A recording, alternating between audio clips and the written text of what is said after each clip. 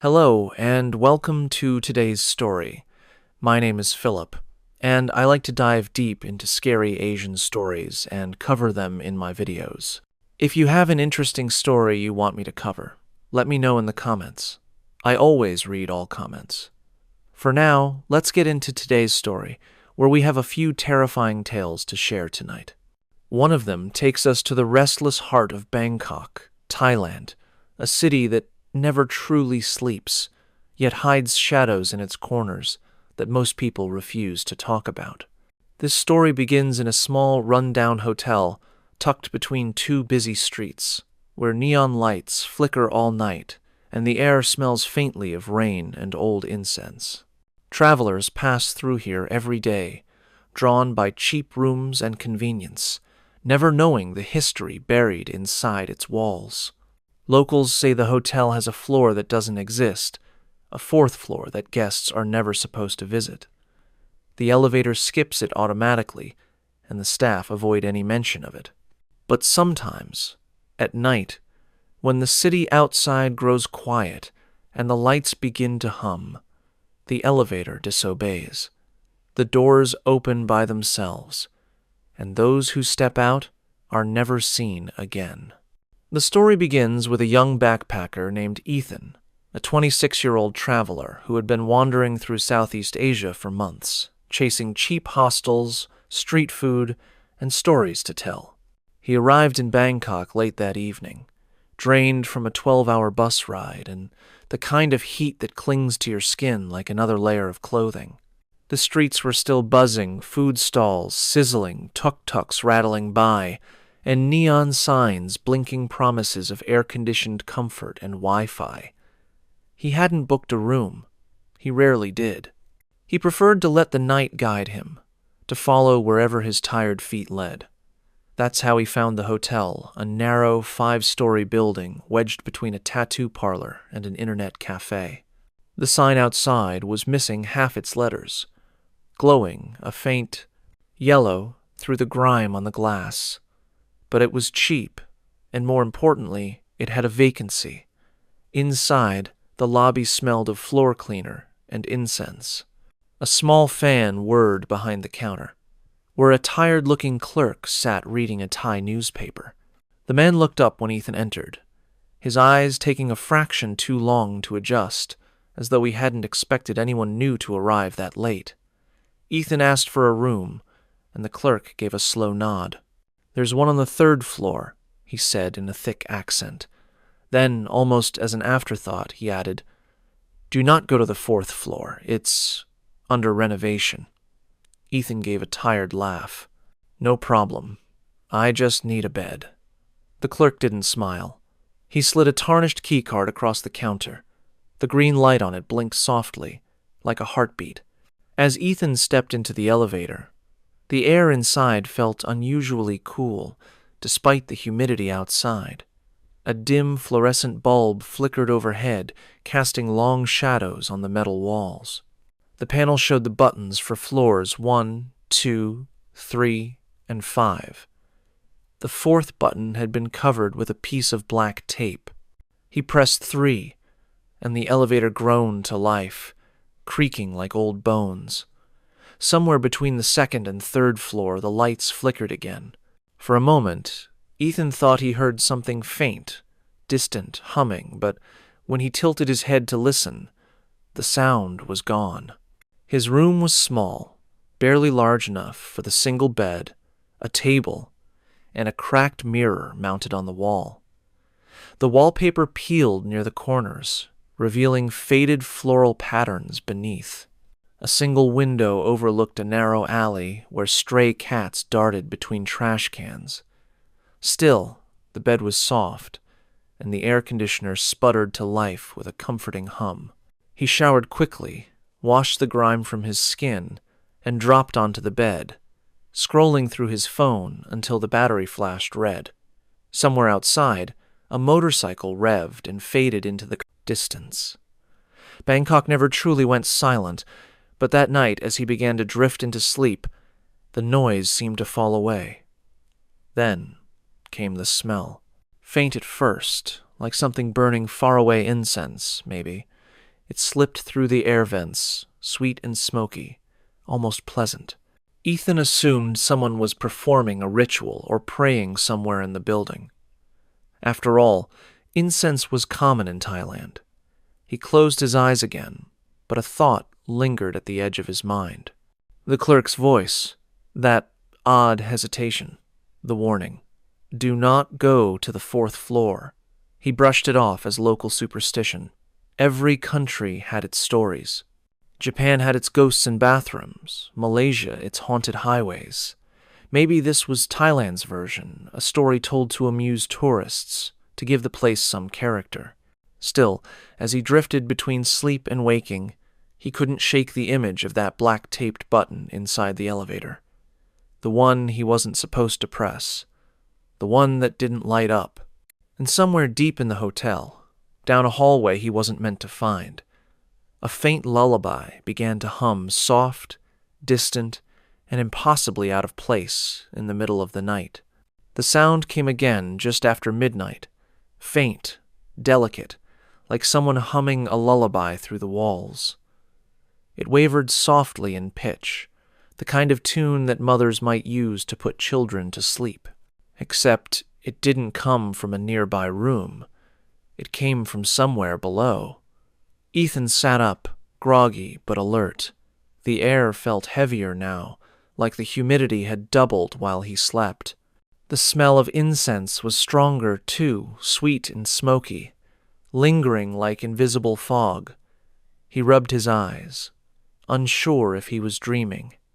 The hum of the air conditioner had stopped. Silence pressed against his ears. And then the humming stopped too, as if it had been listening to him. He lay back down, laughing quietly to himself. Maybe it was the street outside. Bangkok was full of strange noises. He turned on his side, pulling the thin blanket up to his chest, and tried to force his mind back towards sleep. But a soft thud echoed through the hallway. Then another. Slow, uneven steps. Footsteps. Someone was walking up and down the corridor outside his room. Ethan froze. He stared at the door, waiting for the sound to fade. But it didn't. The footsteps stopped directly in front of his room. Then came a light scratching sound, right near the door handle, deliberate, slow, like the edge of a fingernail dragging across metal. He held his breath. Nothing. And then, from the other side of the door, a faint voice whispered. The words were too soft to understand, more like breath than speech. He stayed perfectly still, pulse racing, his body tense. After a few seconds, the sound stopped. The silence returned. He counted the seconds in his head, 10, 20, 30, then exhaled shakily and sat up. It's just another guest, he told himself. Maybe someone drunk. Maybe a prank. He glanced at the clock on his phone. 1:56 a.m. Sleep was no longer an option. He swung his legs off the bed and grabbed his phone to check messages, but the signal was gone. No Wi-Fi. No bars. He sighed, standing up and moving toward the window. The alley below was empty, slick with rain. A single streetlight flickered, struggling to stay alive. That's when he heard the ding of the elevator bell. It came from the end of the hall, faint but clear. He hesitated. The elevator? At this hour? Maybe someone had come in late, another traveler. But then came another sound, the sliding of elevator doors opening, then closing again. Then, after a pause opening once more, Ethan felt his curiosity start to outweigh his fear. Maybe it was broken. He could mention it to the clerk in the morning. He slipped his keycard into his pocket and opened the door just enough to peek into the hallway. Dim lights buzzed overhead, casting a yellow glow on peeling wallpaper. The hallway was empty. He stepped out, quietly, the smell of incense stronger now, not faint anymore, but thick and clinging, as though the air itself was burning. The elevator doors at the far end were open. Ethan frowned and walked slowly toward it, bare feet brushing against the cold floor. The elevator light flickered weakly, bouncing shadows against the walls. He reached the doors, peered inside. Nothing. Empty. He pressed the button to close it, but before the doors could slide shut, the panel inside blinked. The numbers changed on their own. 1, 2, 3, 4. The elevator began to move. Ethan stepped back instinctively. The doors closed with a dull thud, then reopened, and the digital display above the door showed 4. But that wasn't possible. The 4th floor didn't exist.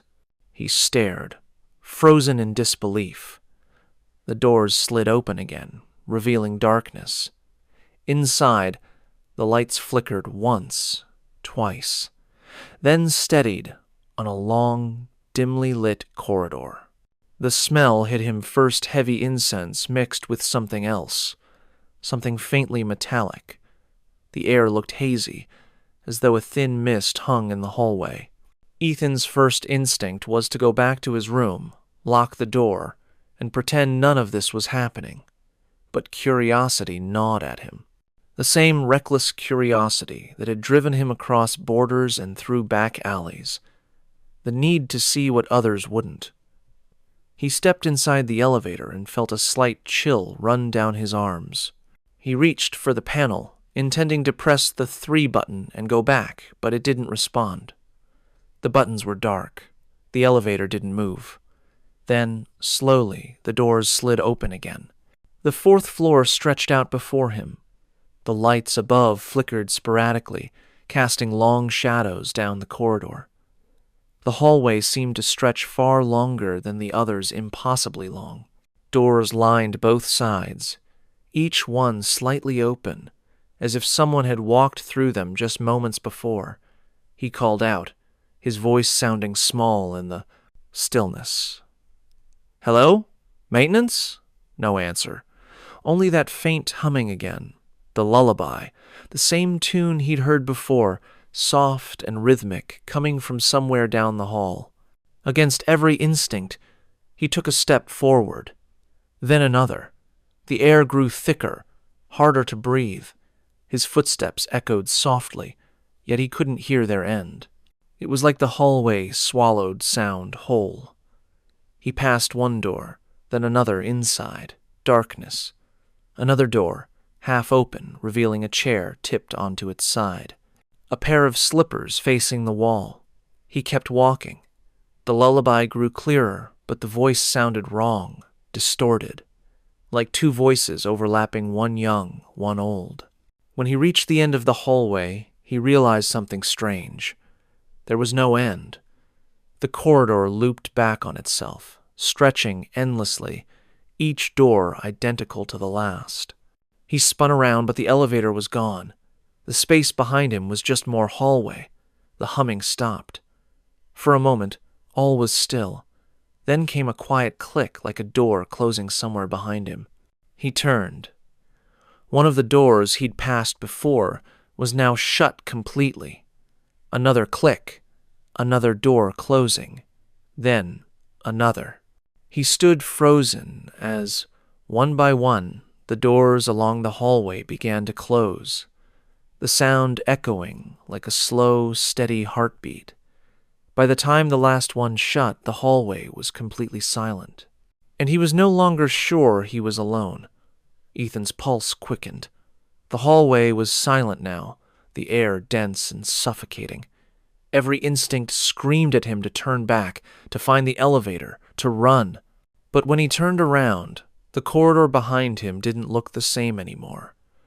The wallpaper had changed, the pattern warped and blackened, as if scorched by fire. The ceiling light above him flickered violently, throwing erratic flashes of light and shadow. He took a step backward, then another. The smell of incense was overwhelming, now thick and choking, mixing with something that stung his nose like burnt hair. His eyes watered. Somewhere behind one of the closed doors, something moved.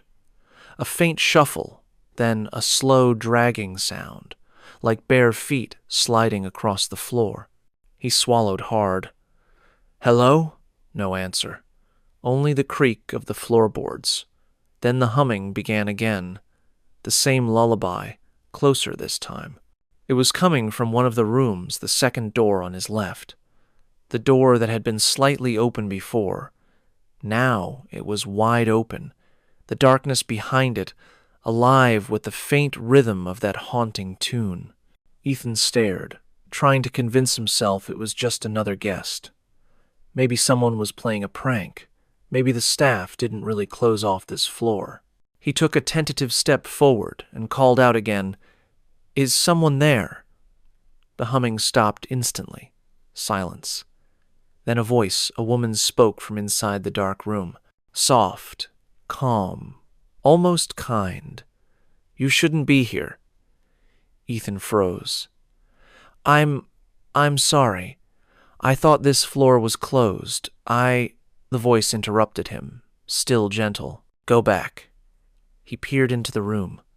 The light from the hallway barely reached inside, but he could make out the faint shape of something reflective, a tall mirror standing near the far wall. The room itself looked empty. No furniture, no bed, no sign of life. Only that mirror. The air seemed to pulse around it. Ethan's curiosity battled his fear. His mind told him to leave, but his feet carried him forward, one cautious step at a time. The air grew colder with every inch he crossed, the temperature dropping so sharply he could see his breath mist in front of him. He stopped just at the threshold, gripping the doorframe. The mirror reflected the hallway behind him, but not quite accurately. The doors in the reflection were all closed, while in reality, some were slightly ajar. And the reflection of the light above his head didn't flicker, it stayed perfectly steady. Then he noticed something else. In the reflection, someone was standing behind him. A woman. She was tall, her hair long and black, hanging wetly over her shoulders. She wore a pale hospital gown, and her feet were bare, leaving faint wet marks on the floor. Her head tilted slightly, her face hidden by strands of hair. Ethan spun around, but no one was there. His breath caught. He turned back to the mirror. The woman was closer now. Her reflection was smiling. He stumbled backward, slamming into the hallway wall. His shoulder hit something metal, a door handle. He grabbed it and twisted, throwing open the nearest door. Inside was another room, but this one wasn't empty. It looked like a shrine. The walls were covered in old newspaper clippings written in Thai. A small table at the center was covered with melted candles and burnt incense sticks. In the middle stood a framed photograph of a young woman, her face partially burned away by time and heat. Beside it lay a bundle of hotel keycards, stacked neatly, all with blinking green lights. Ethan's heart raced. He reached for one of the cards, but a voice behind him whispered, "Don't touch that." He turned. It was the night clerk. The same man from the lobby stood in the doorway, his face pale and glistening with sweat. His eyes darted nervously around the room, avoiding the mirror entirely. "I told you not to come here," the clerk said, his voice trembling. "You shouldn't have taken the elevator. It doesn't go here anymore." Ethan stepped closer, desperate for answers. "What are you talking about? What's happening? Who's that woman?" "Don't say her name," the clerk hissed, cutting him off. "She listens. She remembers." The clerk grabbed his arm, trying to pull him back toward the hallway. But the moment their feet crossed the threshold, the lights in the corridor exploded in a burst of white, then plunged everything into darkness. Ethan heard the clerk gasp, then a low, guttural sound like someone choking.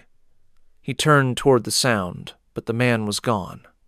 Only the faint smell of burnt incense remained. The elevator doors at the end of the hall dinged softly. Through the darkness, Ethan could just barely make out the faint green glow of the 4 button inside. He ran for it. His footsteps echoed endlessly, as if the hallway stretched longer the faster he moved. Behind him, the lullaby began again, slow, sweet, and rising. He didn't look back. He couldn't. He dove into the elevator and slammed the one button. The doors closed halfway, then stopped. Through the narrow gap, he saw movement. A pale face in the darkness, a smile. The doors sealed shut with a violent clang, and the elevator jolted downward. The numbers blinked. 3, 2, 1. Then the lights flickered out completely.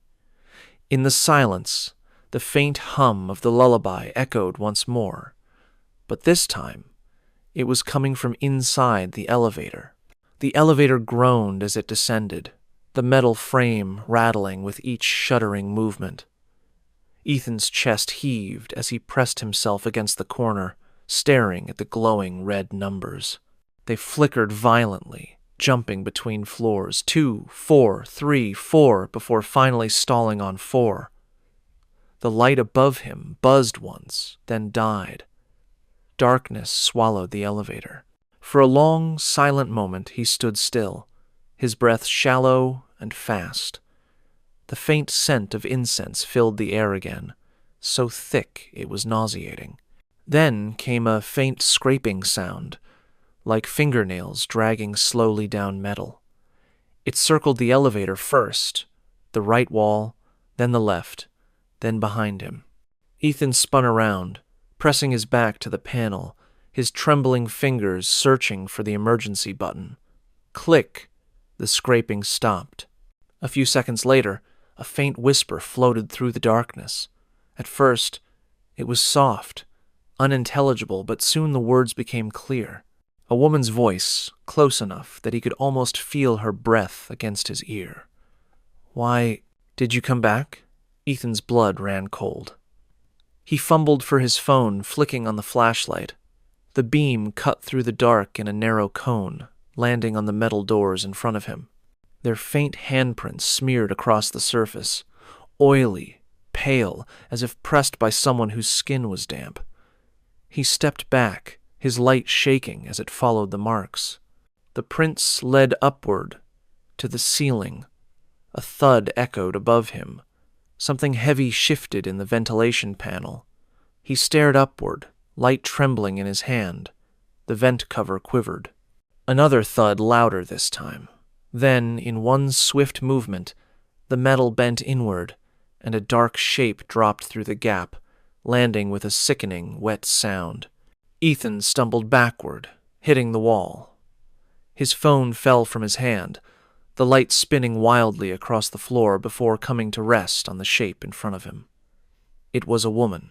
Her limbs were contorted, her skin gray and slick with moisture. Long black hair clung to her face like seaweed. Her hospital gown was torn and stained with something dark. Slowly, impossibly, she began to rise, not by standing, but by bending backward, her joints cracking like dry wood as she straightened her spine. Ethan's voice broke into a whisper. What are you?" The woman's head tilted sharply, the bones in her neck popping. When she spoke, her mouth didn't move. The sound came from somewhere deep within the elevator itself. "You pressed the button." The lights flickered once, flooding the elevator in a flickering red hue.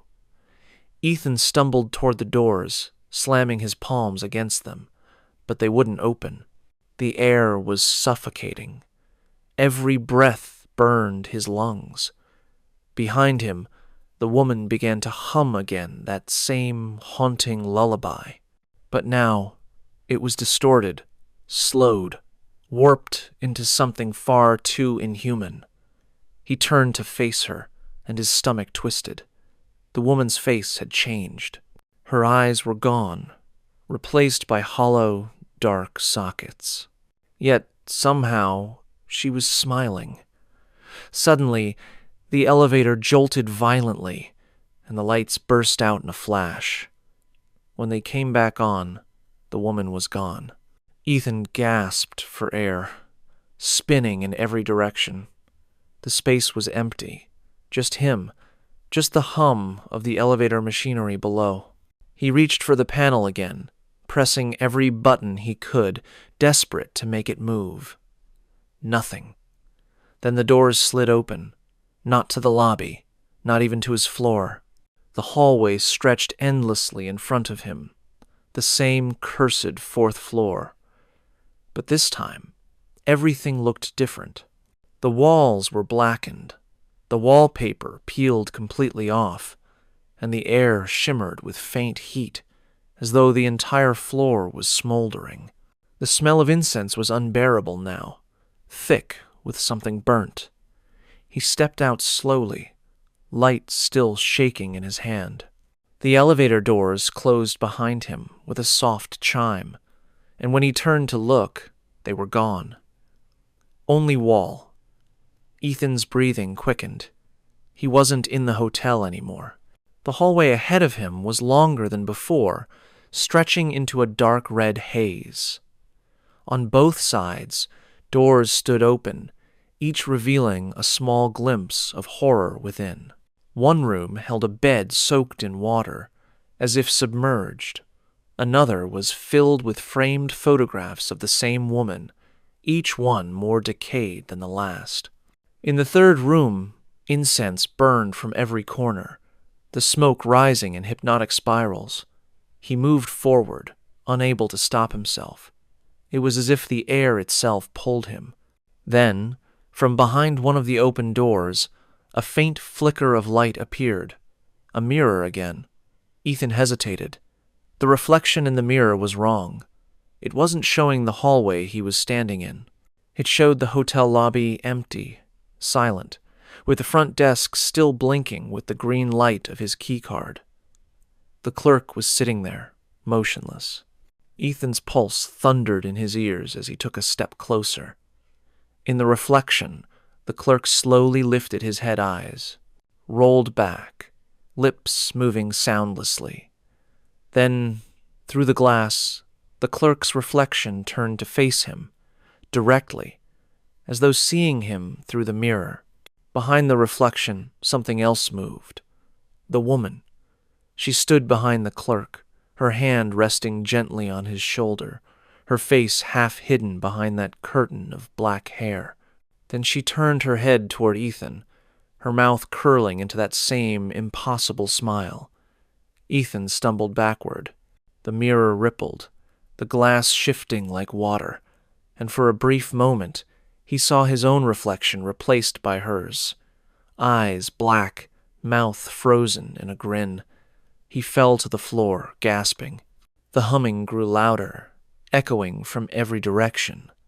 Doors creaked open, one after another. Shadows gathered at the edges of the hallway, each shaped like a person, each whispering in a voice that wasn't quite human.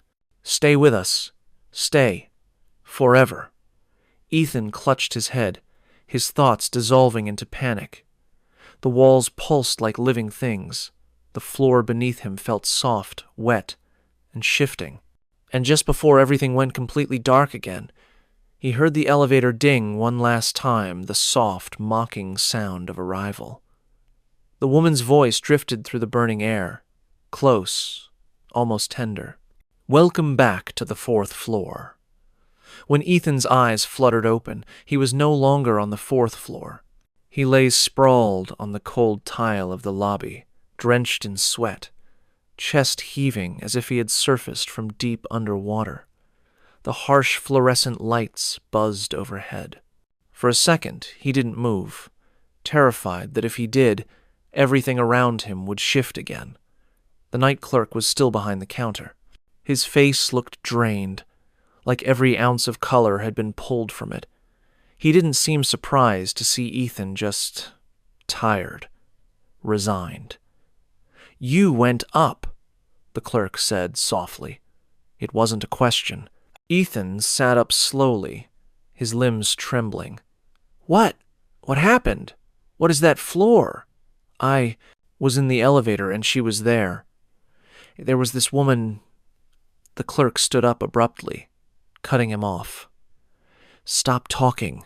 Don't say her name. Don't even think it. Ethan stared, confused and terrified. I didn't. I don't even know who she is. The clerk sighed, looking toward the dark hallway that led to the elevators. You shouldn't have seen her at all. That floor, it's not meant for the living anymore. Ethan forced himself to stand. His legs shook beneath him. What do you mean, not meant for the living? You told me it was under renovation. The man hesitated. His voice dropped to almost a whisper. It was. 20 years ago. Ethan froze. The clerk stepped closer, glancing around the empty lobby before continuing. There used to be rooms on the 4th floor. Guests stayed there all the time. Until one woman. A regular. She stayed for months, always alone. Nobody knew where she came from or what she did. She was quiet, polite, normal, until she wasn't. The hum of the old air conditioner filled the silence between his words. One night, the clerk continued, the smell of incense filled the building, stronger than ever before. Guests started complaining. The staff went up to check, and they found her door locked from the inside. When they forced it open, the whole room was black, burned from floor to ceiling. Candles melted into the carpet, and she... He paused, his eyes darkening. She was standing in front of the mirror, still humming that lullaby. Her reflection was smiling, even though she wasn't. Ethan felt his stomach twist. He remembered the mirror on the 4th floor, the one that had shown him things that shouldn't exist. They said she died standing, the clerk went on. Heart stopped instantly. But her reflection, it didn't vanish. People started seeing things after that. Guests who stayed in her room disappeared. One of the cleaners went up and never came back down. So the owner sealed the floor, disconnected it from the elevator, told everyone it was under renovation. Ethan's voice cracked. But it's still there, I saw it. I was there. The clerk shook his head. You weren't supposed to be. That elevator, it stopped working years ago. The only time it ever moves on its own is when she calls it. Ethan's breath hitched. She called me? The man didn't answer right away. He turned to the small table behind the counter and picked up something, a stack of key cards. Ethan noticed them immediately, identical to his, each one blinking faintly with the same green light. These belong to others, the clerk said quietly. Travelers, tourists, people who didn't listen. Their rooms are still clean, their things still there, but they never checked out. Ethan's chest tightened. He remembered what the woman's voice had said in the elevator. You pressed the button. The clerk continued, voice trembling now. They say that button doesn't respond to anyone, not even the staff. It only lights up when she wants someone to come, when she needs company. Ethan's pulse thudded in his ears. Why me? Why now? The clerk didn't answer. He stared past Ethan toward the front doors, his expression unreadable. Maybe you reminded her of someone, or maybe you simply looked curious. Ethan took a shaky step forward. You knew this could happen. You could have stopped me. The clerk's eyes flicked back to him, filled with something like guilt. I warned you not to go, but those who are chosen, he exhaled slowly, they always find their way there. The clock on the wall ticked softly. Outside, the city was silent. No cars, no rain, no life. Ethan turned toward the glass doors, heart racing. The street outside looked wrong. The colors muted, the air still. He couldn't hear the noise of Bangkok anymore. No traffic, no laughter, no late-night chatter, just emptiness. He pressed his palm to the glass. Cold, too cold. The reflection staring back at him didn't look like his own anymore. The figure in the glass was smiling faintly. He stumbled backward. No, this isn't real. The clerk didn't move. Once you see her world, It doesn't matter where you wake up. You're part of it now. Ethan's breath hitched. He glanced at the desk. His keycard still blinked softly, steady and rhythmic. A green heartbeat. Behind the counter, the clerk finally looked up at him. That smell, do you still smell it? Ethan froze. The scent of incense was back, faint at first, then stronger. He looked toward the elevator. Doors closed, silent. The display above them was dark. Then, slowly, it flickered to life. The number 4 glowed red. The elevator dinged softly. Ethan's eyes widened as he stumbled backward, shaking his head. The clerk whispered something under his breath. A prayer, maybe, but it was too late. The air was shifting again, trembling like a mirage. The smell thickened. The lobby lights dimmed. Ethan turned to run for the exit, but when he looked back through the glass, the street outside had vanished. All that remained was a long, endless corridor lined with open doors stretching into the same impossible distance he'd seen before. And faintly, beneath the hum of the lights, that lullaby began again. Soft, familiar, waiting. The clerk whispered one last thing, his voice almost lost to the smoke. Once the elevator chooses you, you don't get to leave. The smell of incense thickened until it burned in Ethan's throat. The air shimmered, bending the edges of reality, the way heat bends light. He stumbled back from the counter, gasping, eyes locked on the elevator as the red number 4 pulsed brighter with every flicker. The clerk stepped forward, voice trembling. "Don't move. Don't answer her if she calls." A faint chime echoed through the lobby, the soft, mechanical tone of the elevator doors sliding open. Ethan turned slowly. The doors gaped wide, revealing nothing but darkness inside. Yet from within that black void came a familiar hum, the lullaby. Slow, sweet, and impossibly close. He shook his head, backing away. No, I'm not going back. But his body wasn't listening.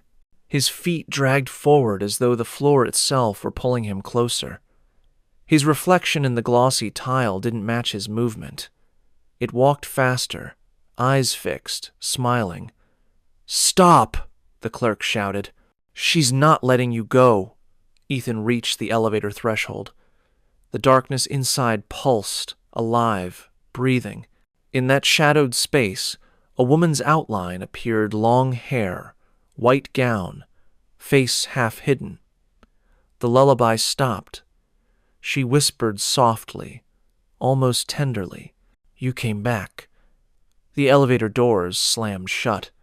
The clerk ran forward, pounding his fists against the metal, shouting prayers under his breath.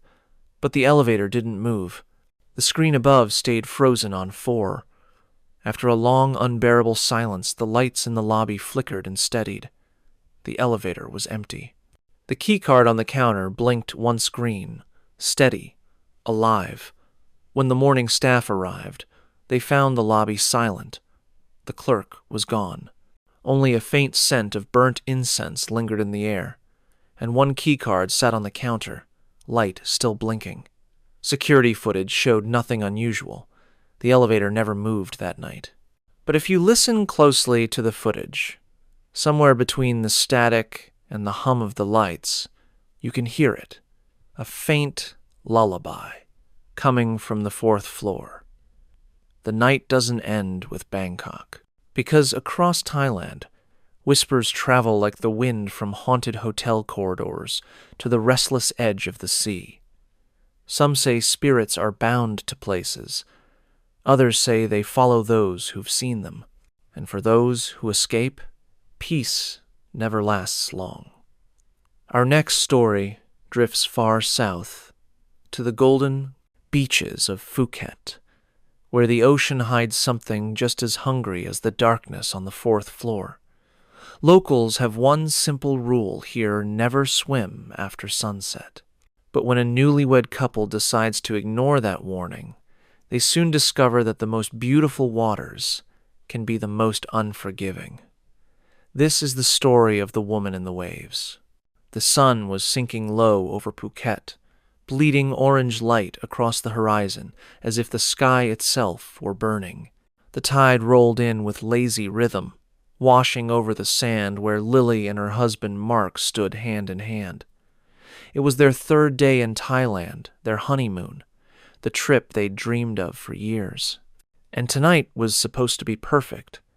Dinner by the beach, a walk under violet skies, maybe a swim before the stars took over. The resort behind them glowed softly, its lanterns swaying in the evening breeze. Staff were beginning to clear the beach chairs and umbrellas, calling out gentle reminders to tourists to head back before dark. It was routine here, a quiet local custom. No, swimming after sunset, one of the older attendants said, his voice calm but firm. Not safe. Mark smiled politely, nodding in acknowledgement. We won't, he promised. But when the man walked away, he turned to Lily with that familiar glint of defiance in his eyes. It's our last night here, he said. The water's perfect. Come on, one swim, for the memory. Lily hesitated, glancing at the horizon. The last of the sun had disappeared, leaving the sky painted in bruised purples and silvers. The sea looked calm, almost too calm, its surface like a sheet of glass. The air had grown cooler, and somewhere in the distance, a dog barked once, then went silent. She felt a faint unease, a chill that didn't belong in the tropical night. Just 5 minutes, Mark said, stepping closer, brushing his thumb along her arm. You'll regret it if we don't. She sighed, smiling despite herself. Fine, but if I drown, you're explaining it to my mother. He laughed, tossing their towels onto a nearby chair, and together they waded into the shallows. The water was warm, silk against their skin. Waves lapped gently at their waists as the shoreline began to blur behind them. The moon hadn't risen yet, and the only light came from the distant resort, now small and far away. For a while, everything was quiet, peaceful. The sound of the ocean was hypnotic, each wave like a breath, steady and deep. Lily tilted her head back, watching the first stars appear through the deepening blue. See? Mark said softly. Worth it. Then Lily noticed her husband had stopped moving. He was staring past her, eyes narrowed toward the open water. Did you see that? He asked. She turned. At first, she saw nothing, just the endless expanse of dark sea. But then, between the ripples, a shape appeared. A woman, waist deep in the water, maybe 20 meters away. Her hair clung to her shoulders, dark and heavy. She wasn't facing them, but her arm was raised, slowly waving a gentle, beckoning motion. Lily blinked. Is she calling for help? Mark squinted. Looks like it, he called out, his voice echoing over the waves. Hey, you okay? No answer. The woman just stood there, her hand still moving. Mark started forward, but Lily grabbed his wrist. Wait, it's probably just another tourist. Maybe she's drunk. But something about the figure felt wrong. Too still, too deliberate. And as the waves rolled between them, Lily thought she saw something glint near the woman's hand, a small flash of gold that vanished beneath the surface. Then the woman turned her head slightly, her voice soft but clear over the water. Please, help me. My ring. I dropped it near the rocks. Her tone was calm, almost melodic, like someone humming a lullaby between words. Mark's expression softened. She lost her wedding ring, he said. I'll help her. It'll take a minute. Lily's unease deepened. Mark, it's dark. You can't see anything down there. He smiled reassuringly. It's fine, love. Just stay here. He swam forward, his figure cutting through the dark water until only his head was visible. Lily stayed where she was, arms wrapped around herself, watching the woman in the distance. The stranger hadn't moved. The water around her seemed unnaturally still. The waves that reached Lily never touched her at all. And though the light was fading fast, Lily could swear that the woman's reflection wasn't in the water, only darkness. Lily stood waist-deep in the darkening surf, the warm water lapping at her skin, and tried to convince herself that what she saw was just another tourist, someone clumsy, maybe drunk, who dropped her ring and panicked. But something about the woman's movements, or rather, her lack of them, kept her frozen in place. The waves rolled gently around them, soft and rhythmic, yet the woman's body didn't sway. Her head remained tilted at a strange angle, her hands still half raised in that slow, steady wave. The sky above had turned the color of bruised violet, the last traces of sunlight bleeding away into the sea. Lily called out, her voice trembling slightly. "Do you need help?" The woman didn't respond. Mark had already reached her, or close enough to dive beneath the surface. Lily could barely see him now, just the faint ripple of his arms cutting through the water as he searched below. "Mark?" she called. "Did you find it?" No answer. She waded forward a little, the sand shifting beneath her feet, tiny shells brushing against her ankles. The resort lights were distant now, faint dots of gold against the shoreline. The night had fully settled over the ocean, and the air had gone strangely still. Then she heard it, a sound so soft she thought she imagined it, humming. It came from the woman, a low, tuneless hum that seemed to vibrate through the air, mingling with the faint hiss of the sea. Lily's stomach tightened. She watched as the woman tilted her head back slightly, her long black hair spreading across the surface of the water like dark ink. "Mark," Lily whispered again, her voice cracking this time. A few feet away, a bubble surfaced, then another. Lily waited for her husband to rise, to push his hair back and laugh at himself for overreacting, but he didn't. The bubble slowed, then stopped. Panic flared through her chest. "Mark!" She plunged forward, the water rising to her shoulders as she swam the last few meters. The woman was closer now, maybe 3 feet away, her pale face half hidden beneath the shadows. The humming stopped. Lily froze. For a second, she was sure the woman wasn't breathing. Her skin looked impossibly pale, almost translucent, as though it had never seen sunlight. And her eyes, wide, dark, bottomless, were staring directly at Lily. The woman smiled. It was faint, almost gentle, but something about it made Lily's heart seize. "Your husband dropped the ring," the woman said softly. Her voice was distant, almost echoing, though she stood right in front of her. "He went too far down." Lily's throat tightened. "Where is he?" The woman tilted her head. "He's still looking."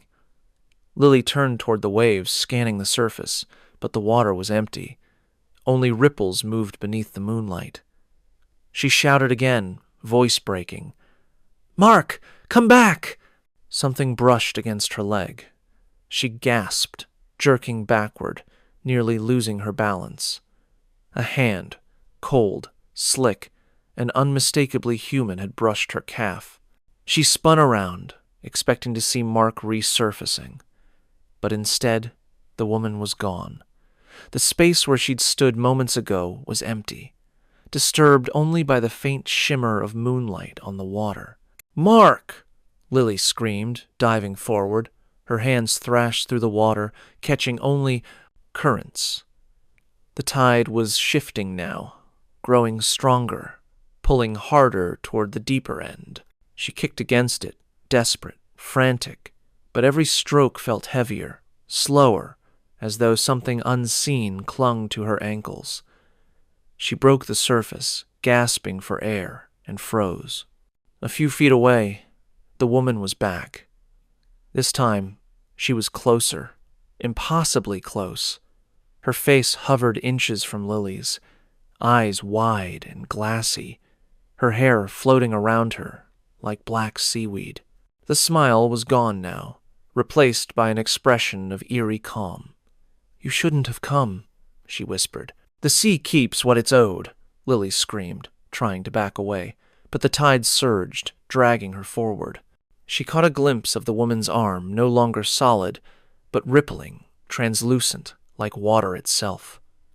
The figure blurred and faded as the current pulled harder, dragging Lily beneath the surface. She kicked violently, lungs burning, mind spinning. Her fingers brushed something rough coral, maybe rocks, and she used it to push herself upward. When her head finally broke through the surface, she gasped for air, coughing and choking as salt water filled her mouth. She turned frantically in every direction. No woman, no mark. The shoreline was a faint blur in the distance, the resort lights barely visible through the mist. She shouted again, her voice ragged, "Help! Somebody help!" No one answered. The night was too still, too empty.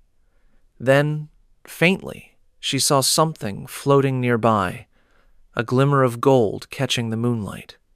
The ring, Mark's wedding ring. Lily swam toward it, the water dragging at her every move. As she reached out, her fingers trembling, she realized it wasn't floating freely.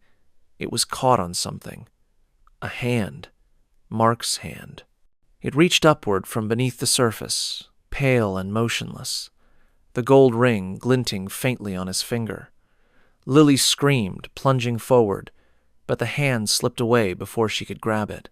The waves surged, higher, swallowing the spot where it had been, and just before she dove after it, she heard it again, that faint, humming tune. Closer this time. It came from right behind her. Lily spun around, salt water streaming down her face, her lungs aching.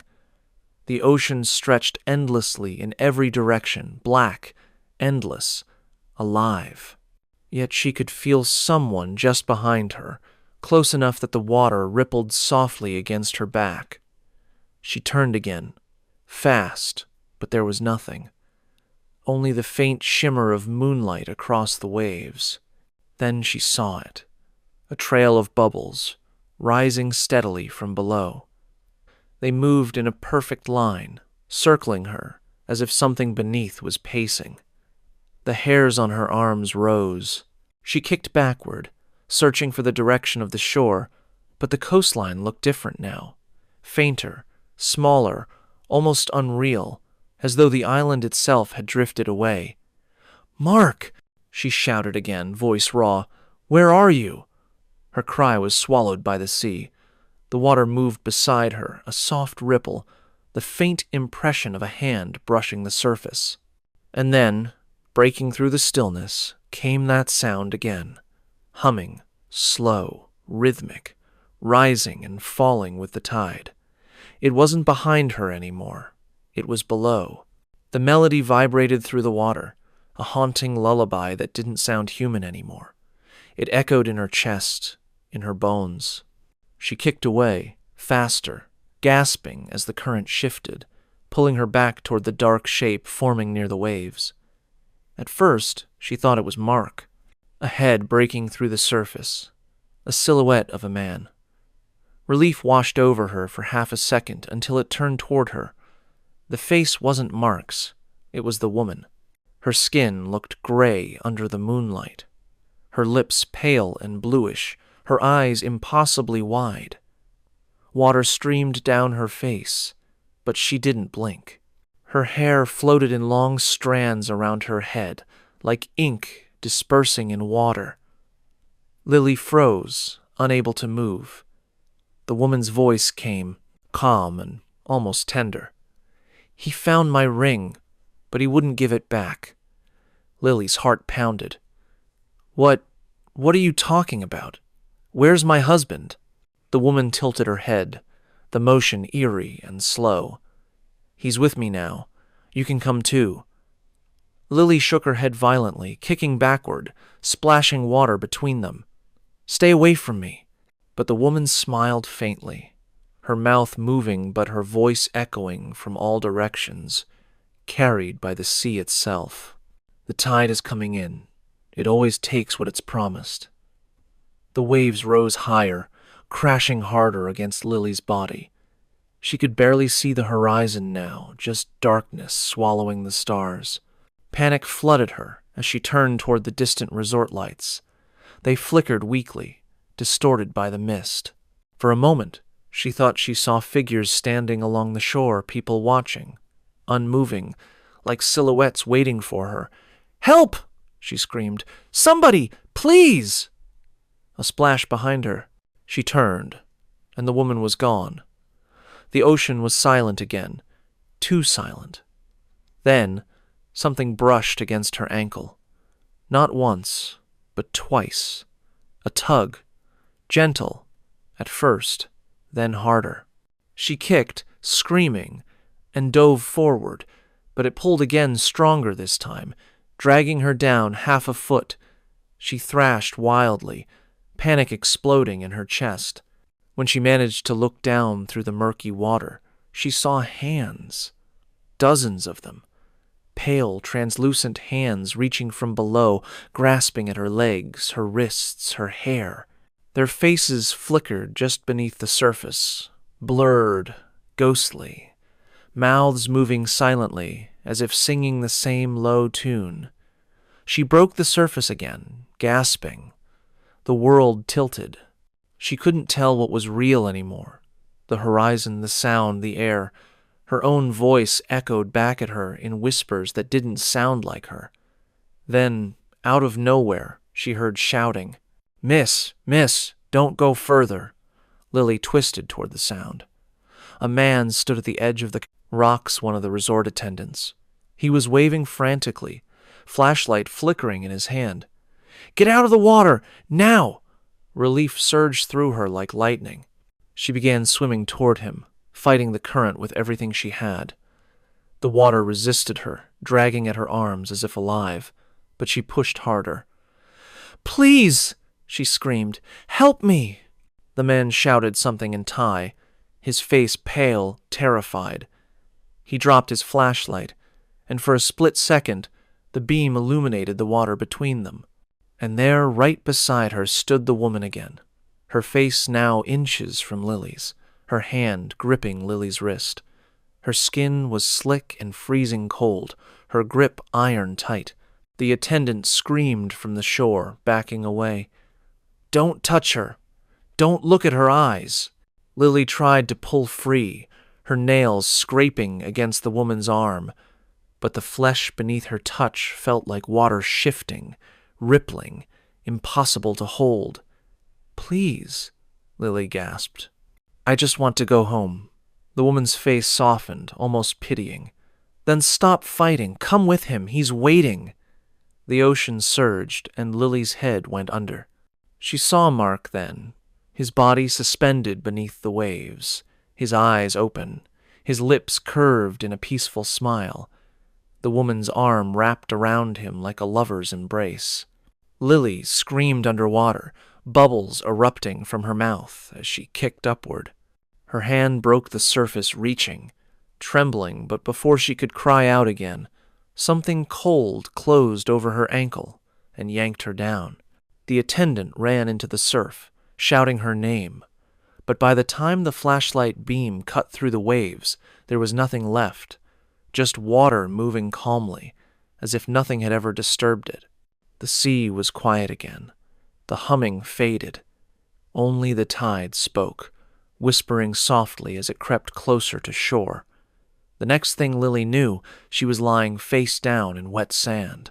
Her lungs burned as seawater poured from her mouth, her body convulsing as she gasped for air. The roar of the waves was distant now, muffled, like she was hearing it through a wall. For a moment, she didn't move. She didn't even know how she got back to shore.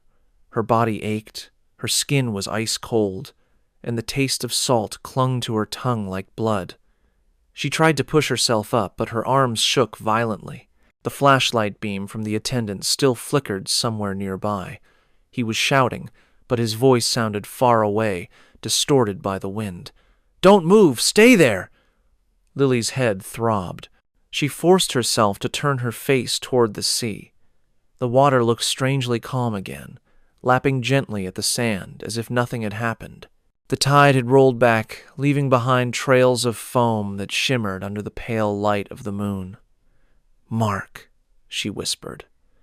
The attendant reached her, helping her sit up. He was breathing heavily, his clothes soaked. "You're lucky," he said in broken English, eyes darting nervously toward the water. "You shouldn't swim after dark. The sea, she doesn't like it." Lily coughed hard, gripping his sleeve. "My husband, he's still out there. You have to help him." The man froze, his eyes widening. "You were alone." Lily's blood ran cold. No, we came together. He went to help that woman, the one who dropped her ring. Please, you have to—" He shook his head, stepping back slightly. "No woman. No one else in water. Only you." She stared at him, the words sinking like stones. "That's not possible," she said weakly. "I saw her. I talked to her." The attendant looked away, his expression uneasy. "You saw Nung Ta, Kian." The name hit the air like a whisper from the sea itself. Lily frowned. "Who?" The man hesitated, then looked her dead in the eyes. "She was a bride. Long ago. She drowned here. People say she never left. Every year she calls someone, a man and woman, like you." Lily shook her head violently. "No, that's ridiculous. You don't understand Mark's out there. He's alive." The man knelt beside her, his hands trembling slightly as he reached into the pocket of his soaked uniform. He pulled out a small bundle wrapped in white cloth. When he opened it, Lily's breath caught in her throat. Inside was a gold wedding ring, the same one Mark had been wearing. Her heart dropped into her stomach. "Where did you get that?" she demanded, her voice cracking. "It washed up," he said softly.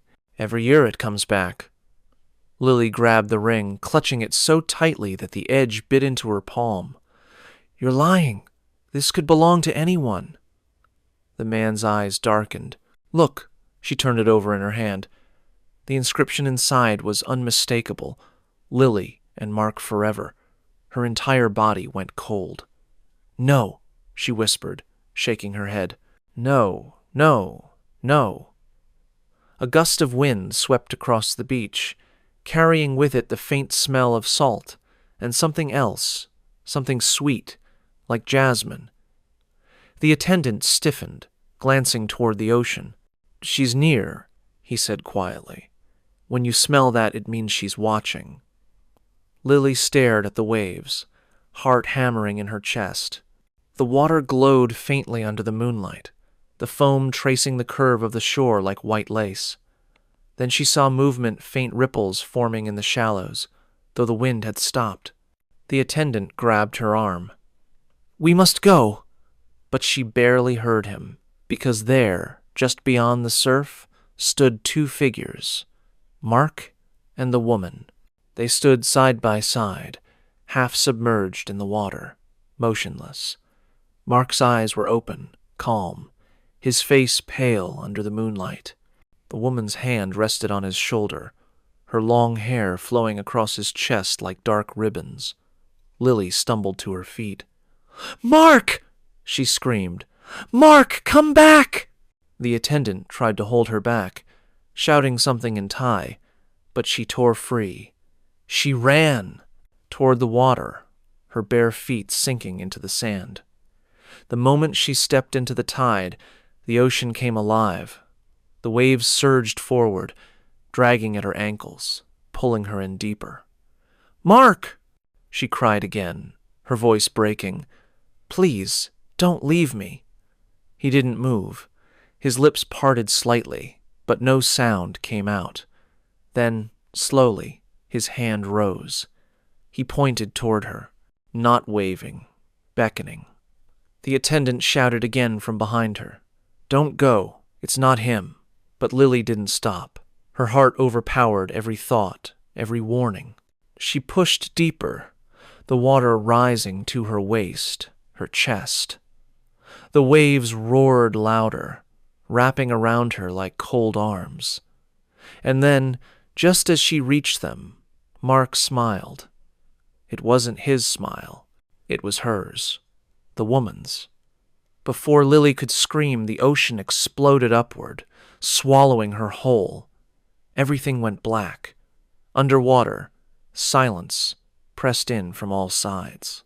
Lily opened her eyes, but the world was murky, glowing faintly blue. In the distance, she saw them again, Mark and the woman drifting closer. The woman's mouth moved, her voice echoing inside Lily's mind. "You wanted forever." Lily tried to swim upward, but her limbs felt heavy, as if something had wrapped around them. She looked down and saw Mark's hand clutching her ankle. His eyes were open, lifeless now, his expression calm. He mouthed a single word. "Stay." The last thing Lily saw before the light disappeared completely was the surface closing above her, smooth and still, as if nothing had ever disturbed it. And somewhere below, the lullaby began again. When Lily awoke, the world was quiet, too quiet. The rhythmic roar of the ocean was gone, replaced by the soft hiss of wind through palm trees. Her body felt weightless, her clothes clinging to her like seaweed. She blinked against the light and realized she was no longer in the water. She was lying on the sand at the edge of the beach. The sky above her was pale gray, the kind of dull light that comes just before sunrise. The air was cool, and the tide had receded far into the distance, leaving the shore slick and glistening. For a long time, she didn't move. She could barely think. The last thing she remembered was Mark's face underwater, calm, unblinking, calling her name without sound. Then the cold, the pressure, the darkness, swallowing everything. She coughed, salt burning her throat, and rolled onto her side. Someone was standing a few meters away. The attendant from the night before. He was holding a towel, his face pale with exhaustion. "You're alive," he said quietly. "She didn't take you." Lily blinked, still half dazed. "What happened?" The man didn't answer immediately. He knelt beside her, draping the towel around her shoulders. His hands were shaking slightly. "The tide brought you back," he said finally. "It happens sometimes." "Sometimes?" she whispered. "What do you mean?" He hesitated, looking down at the sand where their footprints faded into the distance. "Sometimes she lets one go." Lily frowned. "Who are you talking about?" The man's eyes flicked toward the water. "Nang Ta Kian." The name, again, the same one he'd said before the waves pulled her under. "That's not real," Lily muttered, her voice cracking. "It can't be." The man sighed softly. "You said that last night, too." Her breath caught. "Last night?" He nodded slowly. "This isn't the first time." Lily stared at him, her mind spinning. "What are you talking about?" He stood, motioning toward the resort in the distance. "Come, I'll show you." She followed him silently, her feet sinking into the wet sand. Every step felt heavier. The world around her strangely muted. No birds, no distant laughter, only the steady sigh of the wind. The resort loomed ahead, its once inviting lanterns now dim and cold. The man led her around the side of the building, to a narrow storage room with a single wooden door. He hesitated before opening it. "You should see for yourself," he said quietly. Inside, the air was thick with the smell of salt and dust. The room was lined with shelves, each one stacked with forgotten belongings. Beach bags, sandals, towels, bleached pale from the Sunday. But what caught Lily's eye were the boxes near the back, each one labeled with a date. "This is where we keep what the sea gives back," the man said. Lily approached slowly. The boxes were all marked with the same month, April, spanning over 20 years. She knelt beside the most recent one and lifted the lid. Inside were personal items, neatly arranged, a pair of sunglasses, a phone swollen from water damage, a folded towel with the resort's logo, and on top, a ring, her ring. Lily's hand flew to her chest, the ring she had worn since the wedding. It was gone. She stared at it in disbelief. The inscription was the same, Lily and Mark forever, but the gold looked older, tarnished, as though it had spent years beneath the sea. Her voice trembled. How is this possible?" The attendant's gaze softened. "You came here before, 2 years ago, with your husband, the same day, the same tide." Lily shook her head violently. "No, that's not true. We were here for our honeymoon, just last week." He reached into his pocket and pulled out a photograph, damp and creased, the colors faded by time. "You left this behind." She stared at it in horror. It was a picture of her and Mark on the beach, smiling at the camera. The same resort, the same spot. But the date printed at the bottom read, April 2003. Her heart stuttered. "That's impossible." He looked at her sadly. "You were found at dawn, just like now. The sea gave you back, but him, it never did." Lily's mind reeled. She tried to speak, but her voice caught in her throat. "You're saying I've been here before?" He nodded. "Every year, she calls a pair, and sometimes one of them returns to remember what was taken." The photograph slipped from Lily's trembling hand. "But I remember everything. The wedding, the flight, the hotel." "Memories are like tides," the man said softly. "She can shape them however she wants, so you'll come back." Lily stumbled backward, her pulse pounding in her ears. "You're lying." The man didn't answer. He only pointed toward the water. The sea was calm again. The horizon shimmered gold with the rising Sunday, and standing at the edge of the surf was a figure, a woman in white, her hair flowing behind her like silk, her face serene. Beside her, a man, Mark. Lily's heart broke. She took one step forward, then another. The attendant grabbed her arm. "If you go, she won't let you go again." Tears filled Lily's eyes. "He's right there." The man shook his head. "That's not him anymore." The woman in white lifted her hand, beckoning gently, the motion slow and graceful, the same gesture Lily had seen before, the same wave that had started everything. And as the sun broke over the horizon, Lily realized something she hadn't before. The sea was full of ghosts, but some of them weren't dead. Some were just waiting to remember. The waves rolled in softly, brushing over Lily's feet like a familiar touch. The morning light turned the sea gold, calm and deceptive, the same way it had been that night. The woman in white still stood at the water's edge, smiling faintly, her hand extended in invitation. Beside her, Mark watched silently, eyes empty, lips parted just enough to whisper her name. "Lily!" It was his voice or something using it. Her chest tightened. "Mark, please." He reached out his hand, palm open, the wedding ring glinting weakly in the sunlight. Behind her, the attendant's voice trembled. "Don't answer him. Don't go to her." But the sound of Mark's voice cut through everything else. "You promised forever." Lily's tears blurred the horizon. Her bare feet sank deeper into the wet sand as the tide reached for her ankles, pulling, urging. "You said you'd never leave me," she whispered. The man on the shore stepped closer, desperate. "He's gone, miss. That's not your husband anymore." Lily turned to him, her eyes distant, hollow. "Then why does he still remember my name?" The attendant froze. A gust of wind swept across the beach. carrying the faint scent of jasmine. The same sweet, haunting fragrance from the night before. When the man blinked, Lily was already gone. The surf swallowed her footsteps, and in the distance, 2 figures stood together in the shallows, holding hands.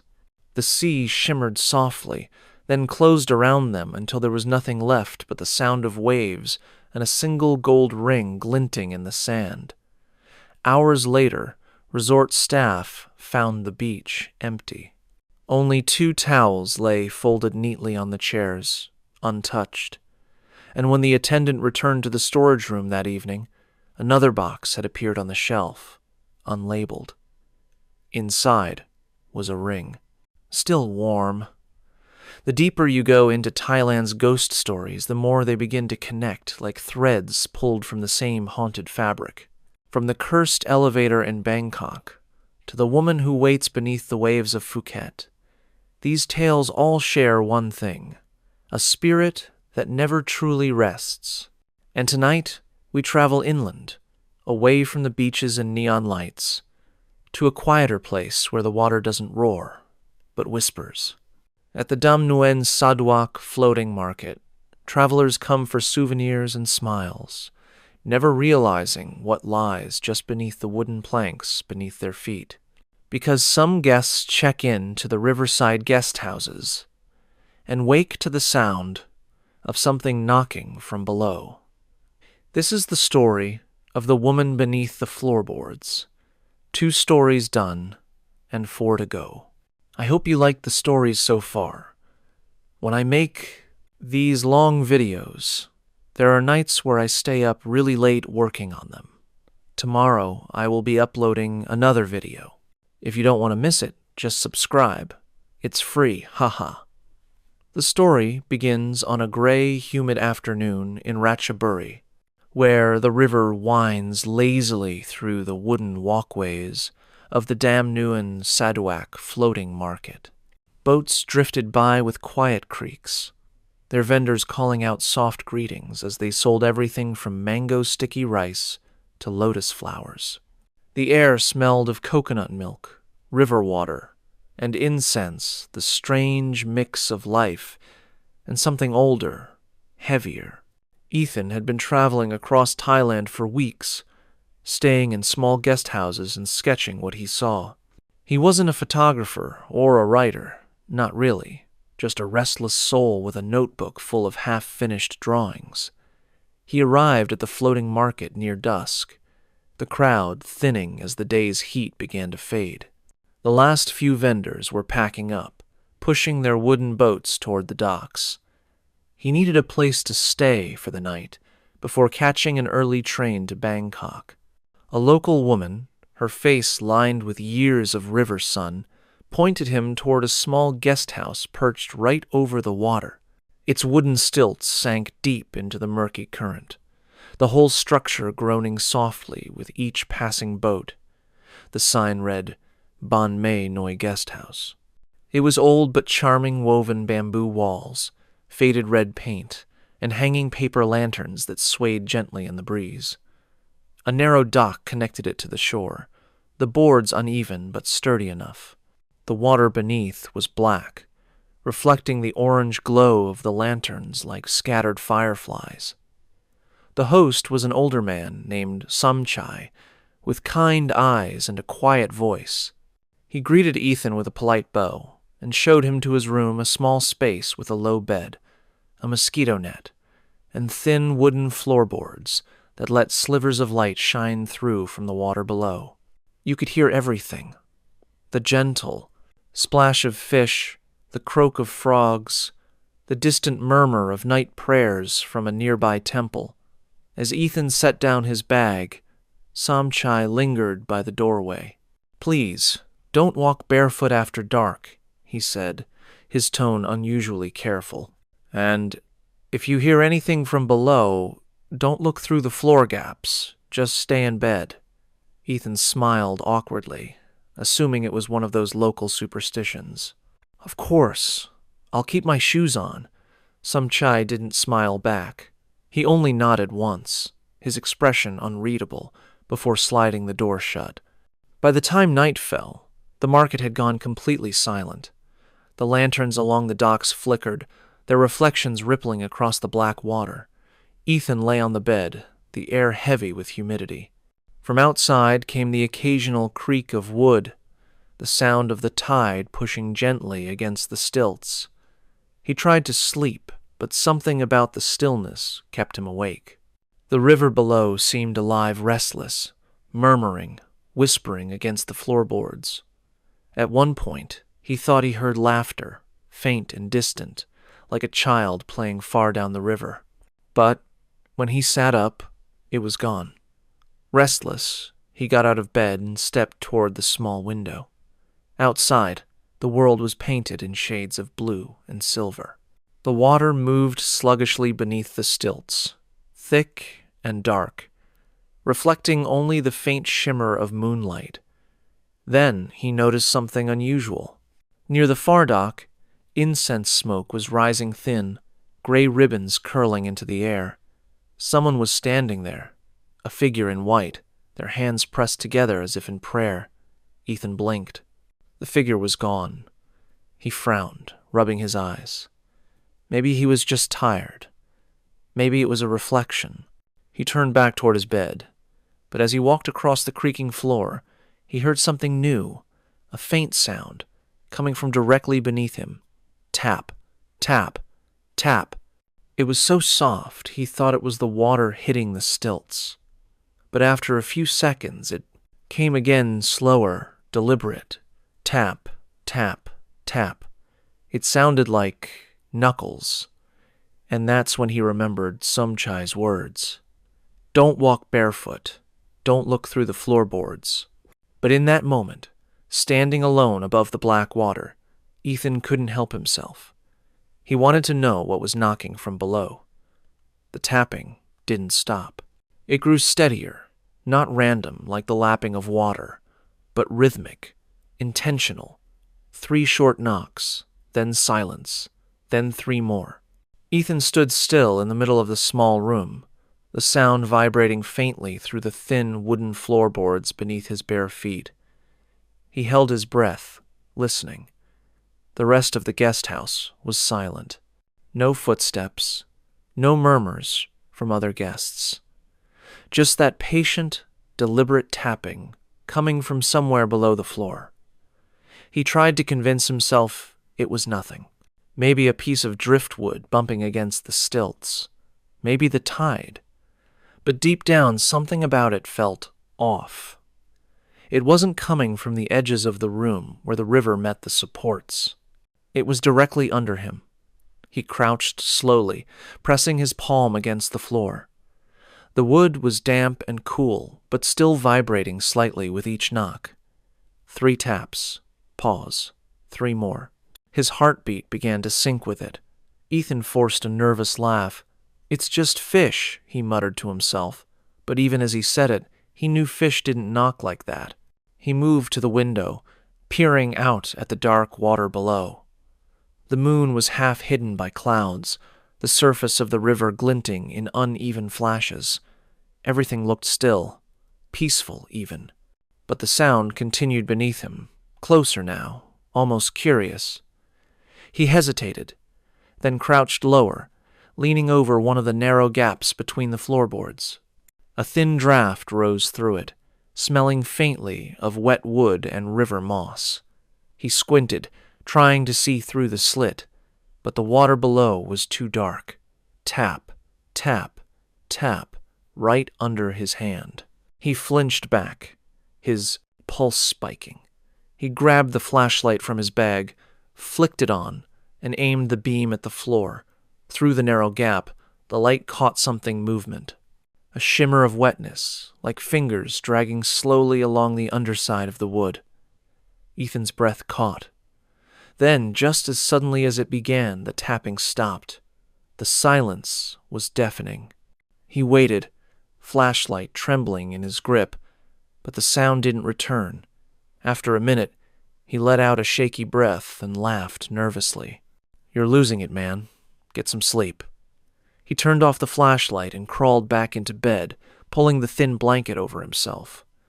But as soon as his head hit the pillow, another sound reached him.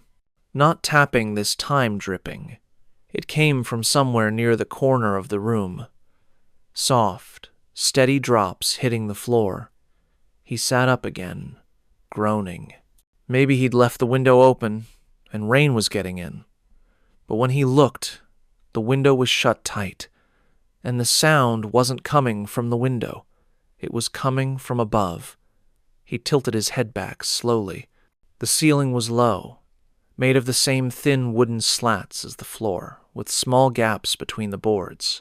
From one of those gaps, a dark liquid was seeping through drop by drop, landing near the foot of his bed. Ethan stood up, staring. The liquid glistened faintly in the light. It wasn't water. It was thicker. He backed away slowly, reaching for the flashlight again. But before he could switch it on, something moved in the window's reflection. A figure. Behind him. Ethan spun around, the flashlight beam cutting across the room. Nothing there.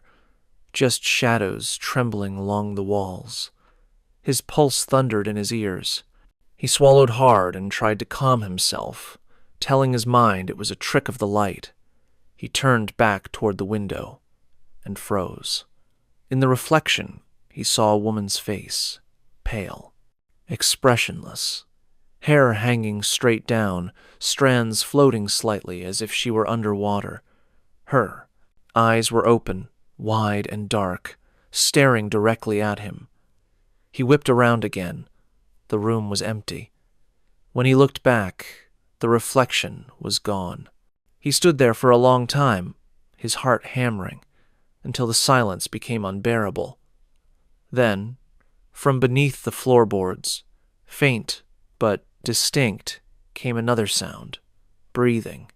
It was slow and wet, like someone struggling to draw air through water. The boards creaked slightly beneath his feet, as though something heavy shifted just below the surface. Ethan backed up toward the door. He wanted to leave every instinct, screamed at him to get out, but his bag, his passport, his money were all here. He couldn't just walk into the night barefoot, with no light and no direction. He told himself he'd last the night. Just until morning. He moved the bed slightly, so it sat closer to the wall, and tried to lie down again. The knocking didn't return, but the air felt heavier now, damp and cold. Each breath came with effort, as though the oxygen in the room had thinned. At some point, exhaustion pulled at him, and he drifted between waking and sleep until a faint creak pulled him back. Someone was walking across the dock outside. The boards groaned softly under slow, deliberate footsteps. He sat up again, holding his breath. The footsteps stopped right outside his door. Then, after a few seconds, something pressed against it. A soft, wet sound like a palm sliding slowly down the wood. Ethan whispered to himself, voice shaking. It's Somchai. It has to be Somchai. But deep down, he knew Somchai's footsteps had sounded heavier, slower. Whoever was outside moved with the strange lightness of someone or something that wasn't entirely solid. Then, the breathing returned. Not from beneath the floor anymore, from right outside the door. And this time, it came with a voice. A woman's whisper, delicate and broken. Why did you look? Ethan froze. The whisper was so close, it felt like it came from inside the room rather than outside the door. The sound was faint, shaky, and wet, like someone trying to speak through waterlogged lungs. He stared at the thin wooden door, his pulse hammering. The air felt colder now, carrying the faint scent of river mud and incense. Every instinct told him not to move, not to make a sound. But curiosity, the same reckless urge that had driven him across Asia, kept him rooted. The whisper came again, a little louder this time. Why did you look? Ethan's throat went dry. His voice barely came out. Who's there? Silence. Then tap, tap, tap. 3 knocks. This time, not from below, but from the door itself. Slow, patient. He grabbed his flashlight, aiming it at the door. The beam trembled in his shaking hand. The knocking stopped. Then, right near the bottom of the door, something shifted. A shadow, a ripple of movement. Ethan crouched low, inching forward. His mouth was dry, his breath unsteady. Through the narrow gap beneath the door, he saw something pale slide across the floorboards outside, like the curve of a wrist, a hand dragging slowly across the wood. It stopped directly in front of him. A fingernail pressed into the crack. Ethan stumbled back with a gasp. The nail scraped lightly against the wood, tracing a slow, deliberate line, as if writing something. Then it was gone. He grabbed his bag, ready to leave. He didn't care about his passport or the time. He just wanted out. But when he reached for the door handle, it wouldn't move. Locked. He twisted harder, panic rising. The lock rattled but didn't give. "Somchai!" he shouted. "Hey, is anyone out there?" No response. Only the creaking of the house as it swayed with the water below. Then, from outside the window came another sound, a faint splash, followed by something brushing against the stilts. He turned toward it slowly. Through the small glass pane, the river glimmered under the moonlight, but the surface was disturbed. Bubbles rose. The water rippled outward, spreading in perfect circles. And then, just for an instant, he saw her. A woman, standing waist-deep in the black water, hair floating around her like silk. Her face was tilted upward, but her features were blurred by the moving current. Still, he could see her eyes, 2 dark hollows that seemed to follow him. Ethan stepped back, tripping over his bag. When he looked again, she was gone. The river was calm. He stumbled toward the door again, hitting it with his palm. "Somchai, please." The sound of footsteps came from the hallway, slow, heavy. Relief flooded him. Someone had heard him. He called again. "I'm stuck. The door won't open." The footsteps stopped right outside. "Somchai?" The doorknob turned. The lock clicked open. Ethan let out a shaky laugh. "Thank God," I thought. The door swung open. No one was there. The hallway was empty, the lanterns flickering weakly along the walls. The air was colder here, sharp with the smell of incense. He hesitated in the doorway, his instincts screaming at him to run, but something caught his eye. At the far end of the hall, near the dock entrance, Somchai stood motionless, half in shadow. His expression was blank, his eyes glassy. In his hand, he held a bundle of incense sticks unlit. Ethan rushed toward him. "Somchai, I don't know what's going on, but there's someone here, a woman." Somchai's head tilted slightly, as if listening. When he finally spoke, his voice was low, strained. "She knows your face now." Ethan froze. "What?" The older man looked past him, toward the open room behind. "You looked through the floor. How did you—" Somchai didn't answer. He raised the incense bundle to his forehead in a trembling gesture of prayer. "Once you look, she remembers you. You're part of the river now." Ethan's chest tightened. "What are you talking about?" Somchai turned toward the window overlooking the bright water. The river was rising, the current pulling stronger, slapping softly against the stilts. "She comes back every year, same tide, same moon, looking for the child who drowned with her." Ethan shook his head. "That's just a story." Somchai looked at him with hollow eyes. "Then why do the guests hear her every year?" Before Ethan could respond, the floor beneath them groaned loudly, wood cracking as something heavy shifted underneath. Somchai's expression changed from solemn to terrified. "She's here." The water surged violently against the floorboards, splashing through the gaps. Ethan stumbled back as the boards began to bulge, bending upward from below as though something was pushing against them. "Get out!" Somchai shouted. He grabbed Ethan's arm, dragging him toward the door leading to the dock. But before they reached it, a deafening crack split through the room. The floor gave way. Cold water erupted upward, flooding the space. Ethan screamed as he plunged into the dark current, the flashlight spinning out of his hand. Under the water, he saw her. The woman floated just below the surface, her hair fanning out around her like seaweed. Her eyes opened black, endless, and her mouth moved soundlessly. A hand reached for him, soft and white, slipping around his wrist, and then he was being pulled down into the darkness below the house, where the river whispered in a language only the dead could understand. The shock of the plunge stole the air from Ethan's lungs. The river swallowed him, whole cold, murky, endless. The world above fractured into warped fragments of orange lantern light, twisting on the surface like broken glass. He thrashed, disoriented, his limbs heavy and sluggish in the thick water. The current was stronger than he'd expected, pulling him sideways beneath the floorboards of the guest house. He could still see the faint glow of Somchai's lantern above, flickering through the cracks.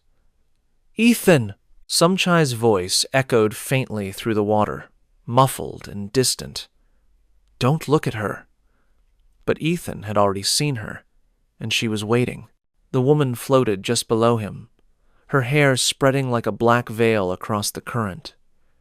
Her skin was the color of moonlight, her dress tattered, drifting as though the water itself clung to her. She looked almost weightless, beautiful in a way that felt wrong. Her lips moved slowly, forming words he couldn't hear. Then her eyes opened. They were dark, depthless, not angry, sad. Ethan kicked upward in panic, but the current fought him, dragging him down again. He reached for one of the wooden beams beneath the house, grabbing hold, but something cold wrapped around his ankle. Fingers. He looked down. A pale hand gripped him, nails cracked and swollen from long submersion. Another hand appeared, sliding up his leg, pulling with quiet strength. He kicked violently, bubbles erupting from his mouth as the grip tightened. Through the distortion of the water, he saw her face rise toward him, serene, unblinking. She wasn't swimming. She was drifting upward, like the current itself was carrying her closer.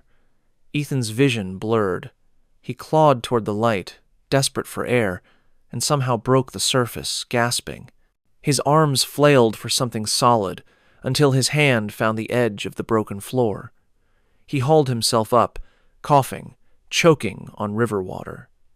The flashlight lay nearby, flickering weakly. Somchai was still there, kneeling at the dock, his face pale and shaking. He was lighting incense with trembling hands, the smoke curling into the air despite the wind. "Don't move," he said hoarsely. "She's beneath you." Ethan spat water, trembling. What the hell is she?" Somchai didn't answer. He pressed his palms together in a hurried prayer and whispered something in Thai. The incense smoke thickened, filling the air with a bitter-sweet scent that stung Ethan's throat. The man's voice trembled as he spoke again. "She drowned here. The river remembers her, but she doesn't know she's dead." Ethan stared at him, chest heaving. "You're saying she's a ghost?" Somchai looked up sharply. "Don't say that word. It makes her listen." Before Ethan could respond, a sharp creak echoed through the ruined boards beside him. He froze. Water dripped from the planks in slow, deliberate rhythms. Then a face rose through the gap, pale, dripping, eyes wide and unfocused. Ethan scrambled backward, his breath caught in his throat. The woman's face pressed closer to the floorboards, her wet hair seeping between the cracks like black vines. Her voice seeped through the air, not loud, not human, but soft and rippling, as though she were speaking through the current itself. "Where is my son?" Ethan felt something cold and heavy in his chest. The sadness in her voice wasn't rage, it was longing, grief so deep it bled through the air like fog. Somchai stood abruptly, his prayer breaking. He reached for the small clay pot of incense and threw it toward the woman's reflection on the water. "Leave us!" he shouted. "You don't belong here." The moment the incense hit the water, the surface exploded outward. A surge of black current shot upward, knocking Ethan onto his back. The entire house groaned, as if the river beneath it were shifting, alive. The lanterns flickered, then died, plunging everything into shadow. When the light returned, Somchai was gone. Only his sandal floated near the edge of the dock, spinning lazily. Ethan crawled backward, panic clawing at his throat. "Somchai!" he shouted. "Somchai, where are you?" The river answered with silence. Then tap, tap, tap from directly below him. He turned his head slowly. Through the narrow gaps in the floorboards, two pale hands were reaching upward, fingertips dripping with black water. The skin was swollen, wrinkled, and torn in places, as though it had been underwater too long. The fingers brushed against the wood, searching. Ethan scrambled for his flashlight and shone it down between the slats, and saw her again. Not beneath him, mirrored in the beam's reflection. Her face hovering upside down just below his. Her hair floated upward, her eyes locked on his, lips curling into something like a smile. He stumbled back, heart pounding. "Please," he gasped. "I didn't mean to—" Her whisper cut through the air, sharp and cold. "You looked. Now you'll remember me when the tide rises." The boards splintered beneath him. Ethan fell again, plunging into the dark, churning water. This time there was no resistance, no current to fight, just the cold, enveloping grip of the river. He saw her clearly now, her face inches from his, the water around them stilling as if the world itself was holding its breath. She raised her hand and placed it gently against his cheek. Her fingers were icy but delicate. And in that brief, terrifying calm, Ethan understood. She wasn't trying to drown him. She was showing him. Images flashed through his mind, memories that weren't his. A wooden boat overturning. A woman clutching a child as the current dragged them under. The surface fading away. Her hands slipping free. Her voice echoed through his thoughts. "He's still in the water. Help me find him." Then the calm broke. The current roared to life again, tearing him away from her. Ethan's head slammed against one of the beams. Everything went black. The last thing he heard before the darkness swallowed him was her voice, faint and fading. "You shouldn't have looked." Ethan woke to the smell of smoke and the sound of something softly crackling nearby. His vision was hazy, his skull pounding with dull, rhythmic pain. For a moment, he thought he was still underwater. The air felt heavy, thick with humidity, the world around him faintly distorted. Then his eyes adjusted. He was lying on the dock outside the guest house. The floorboards were damp beneath him, glistening in the weak morning light. Thin gray smoke rose from several sticks of incense arranged neatly along the edge of the dock. Somchai was there, kneeling beside them, his head bowed in silence. Ethan tried to speak, but his throat burned when he did. "What happened?" Somchai didn't look at him right away. He finished his prayer first, pressing his palms together before setting the incense upright into a small clay bowl. Only then did he turn, his eyes dark with exhaustion. "You're lucky," he said softly. "The river let you go." Ethan pushed himself upright, his arms trembling. His clothes were soaked and heavy, coated in silt. The last thing he remembered was the woman's face beneath the water. her cold hand on his cheek. "Where did she go?" he asked. "The woman, the one under the house." Somchai's expression didn't change. "You saw her?" Ethan let out a weak laugh. "She tried to drown me. I think that counts as seeing her." The old man shook his head slowly. "No. If she wanted you dead, she would not have asked for help." Ethan blinked. "What are you talking about?" Somchai stood, staring out at the river. The water looked calm now, almost glass-like, with a soft haze rising off the surface. "Her name was Molly," he said finally. "She sold flowers here before the storm took her boat. She drowned with her son. Every year, when the tide returns, she rises to look for him. But she doesn't understand time anymore. To her, it's always that same night." Ethan frowned. "That can't be real. I mean, I saw her, but—" Somchai cut him off quietly. "Many people see her. Few are alive after they do." He reached into his pocket and pulled something out, a small, waterlogged photograph sealed inside a clear pouch. He handed it to Ethan. Inside was a picture of a woman sitting in a wooden boat filled with jasmine garlands. She was smiling faintly, her son sitting beside her. The boy couldn't have been more than 6. The background, the very dock they stood on now. Ethan stared at the photo. His skin prickled. "That's her." Somchai nodded. "Her child's body was never found. Some say the river took him. Others say she still carries him beneath the house. That's why I told you don't look through the floor." Ethan ran a hand through his soaked hair, trying to process. "She said she wanted help finding him." Somchai's head turned sharply. "She spoke to you?" Ethan hesitated, realizing how absurd it sounded, yet unable to deny it. "I think so. I heard her voice not underwater, but in my head.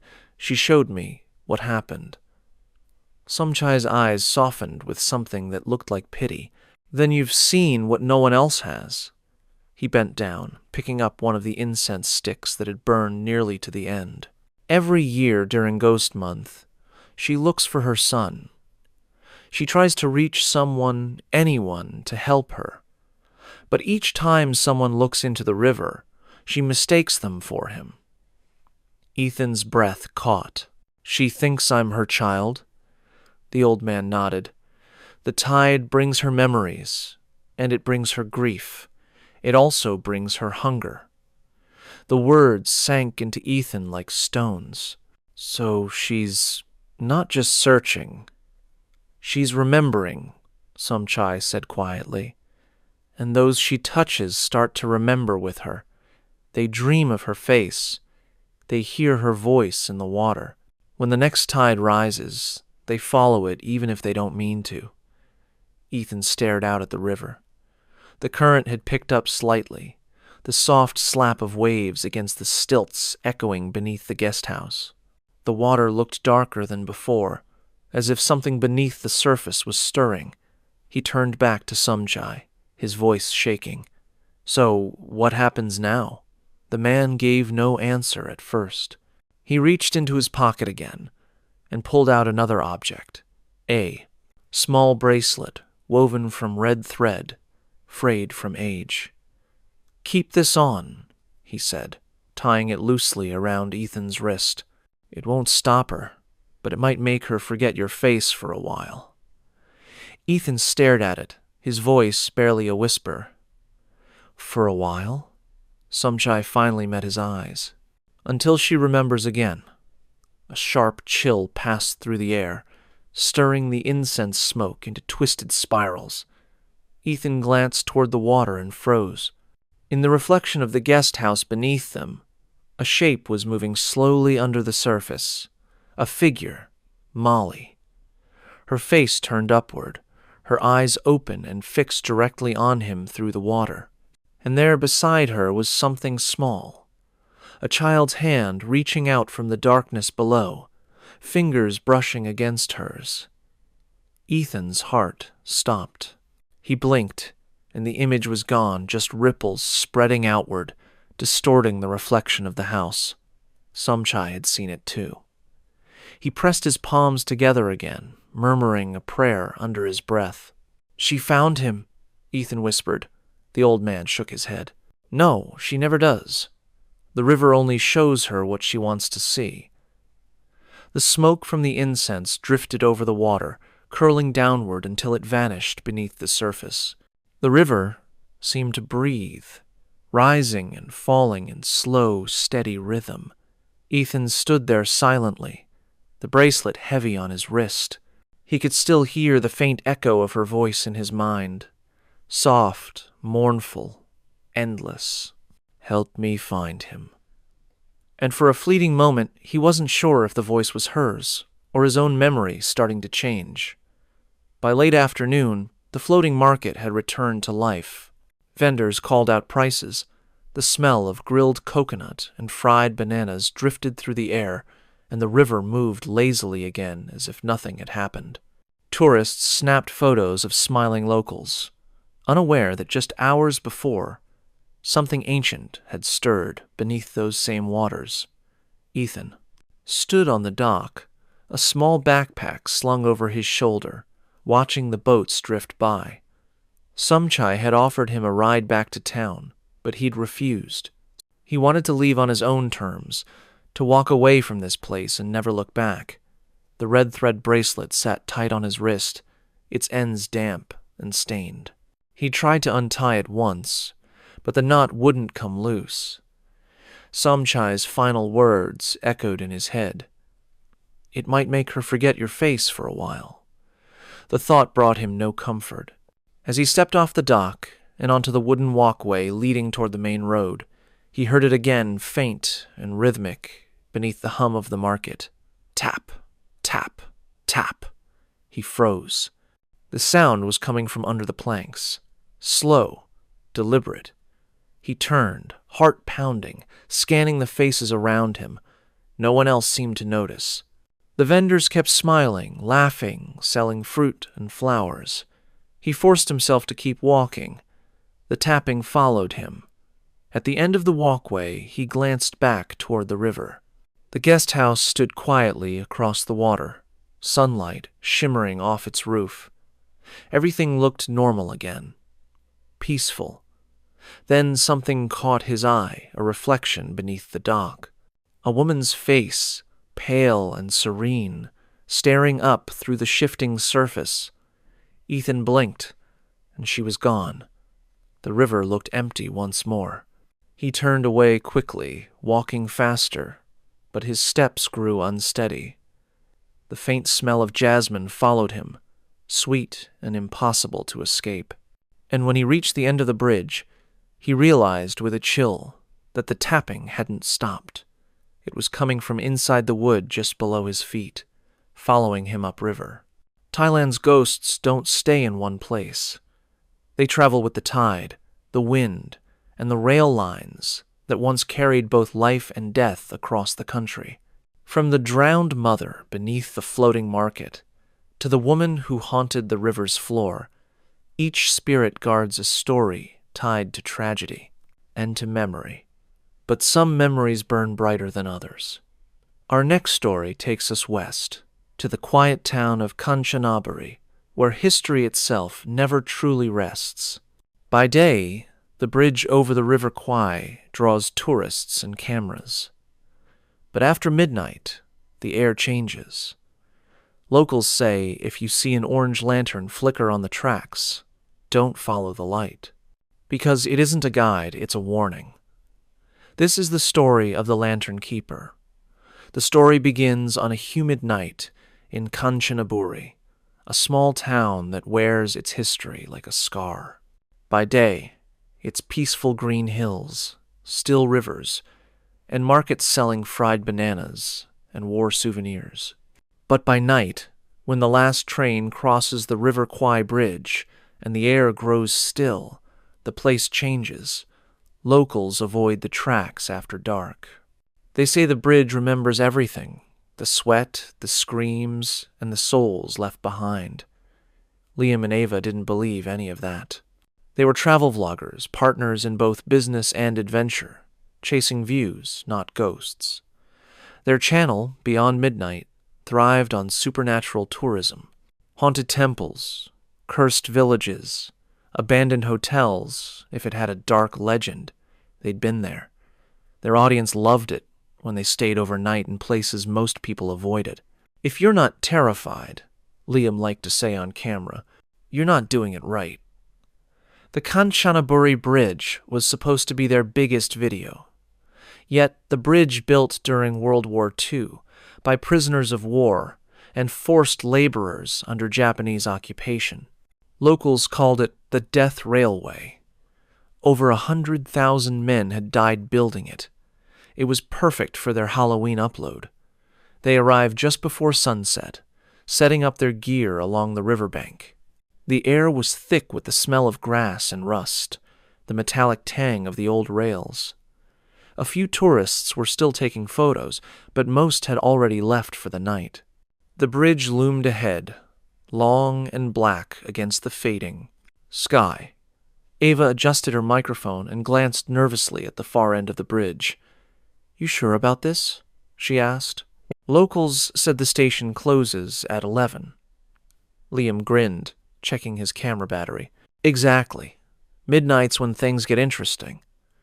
As the sun sank behind the hills, they filmed their intro, their voices bouncing off the steel.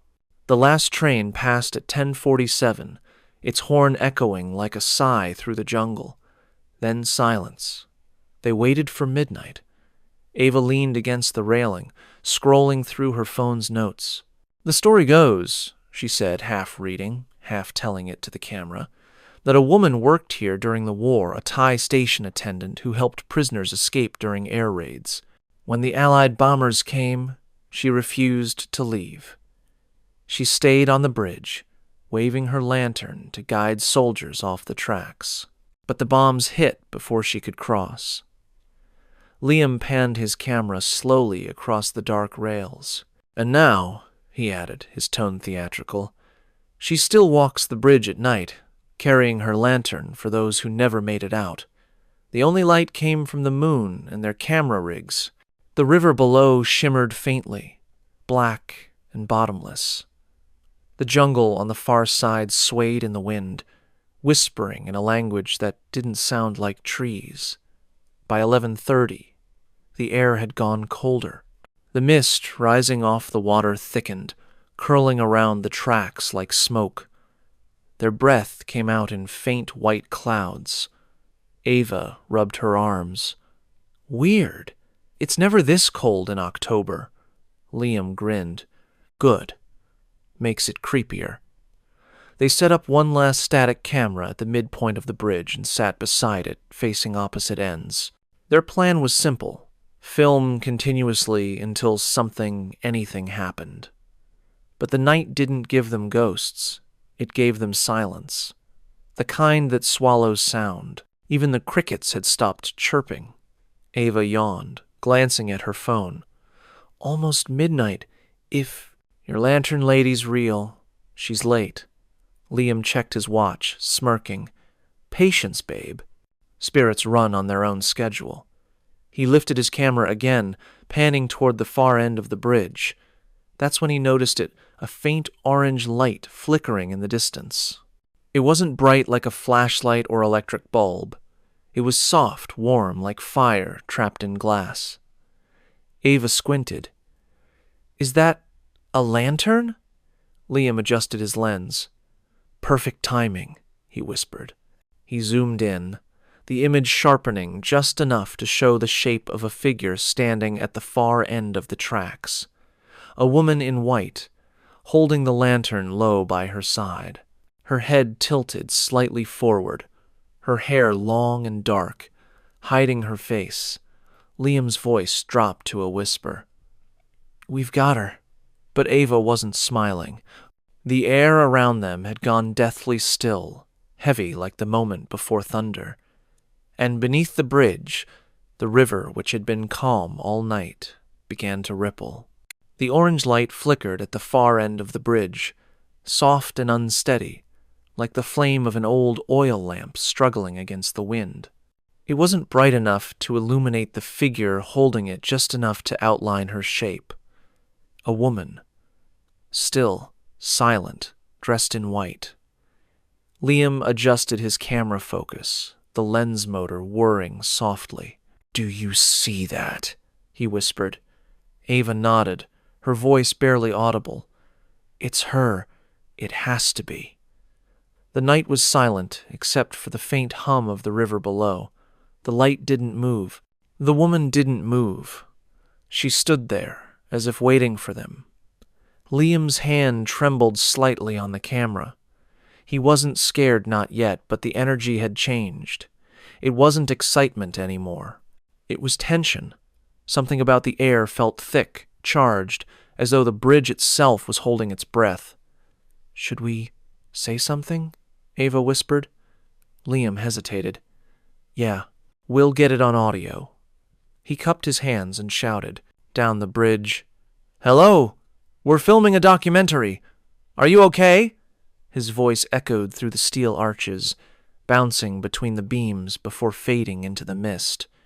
No reply. The woman's lantern swayed once, barely perceptible, as if responding to his voice. Ava gripped his sleeve. "Did she—" "Yeah," Liam said. She moved. He zoomed in further, but the mist distorted the image. The woman's outline flickered, almost blurring at the edges. "Maybe it's a local," he muttered, lowering the camera. "Could be a night worker or a caretaker." Ava frowned. "Why would anyone be working on the bridge after midnight? There's no train until morning." Before he could answer, something shifted in the air, a vibration, faint but unmistakable. The metal beneath their feet gave a low, dull groan, as though something heavy had stepped onto the far end of the bridge. The lantern's flame flickered violently, then steadied again. "Okay," Ava whispered, forcing a shaky laugh. "That's creepy." Liam raised his camera again. "This is perfect. Just keep rolling." But when he zoomed back in, the woman was gone. The lantern still burned faintly, suspended in midair, but the figure holding it had vanished. "Wait, where'd she go?" Ava whispered. Liam lowered the camera, staring down the dark stretch of rails.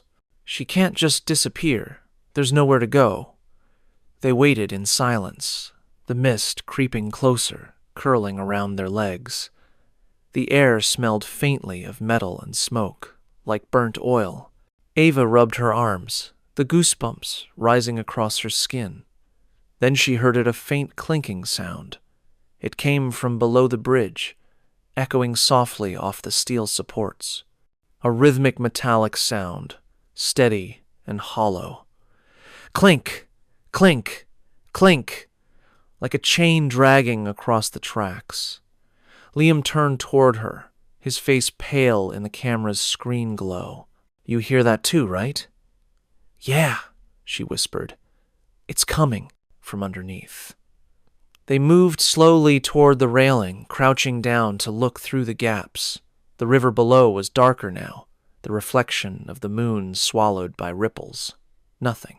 Then, just for a moment, Ava thought she saw something move, a faint shimmer, like light gliding beneath the water. "Liam," she whispered. "Let's go back." He shook his head. "No, we can't leave now. We've got something. We just need a closer shot." Before she could protest, he began walking down the bridge, his camera trained on the floating lantern at the far end. Ava stayed a few steps behind, the wooden planks creaking under their shoes. The mist was thicker now, swallowing the tracks ahead until the lantern was the only visible point of light. Halfway across, Liam stopped suddenly. "Do you hear that?" Ava listened. The clinking had stopped, replaced by another sound. Faint, whispering. It was low and broken, like several voices murmuring at once, carried on the wind. She couldn't make out the words, but the tone made her skin crawl. It sounded mournful, pleading. "Liam," she said, her voice shaking, Please, this isn't worth it. Let's just... Then a light appeared behind them. They both turned. At the other end of the bridge, another orange lantern had ignited identical to the first. It swayed gently in the air, casting a warm, ghostly glow over the rails.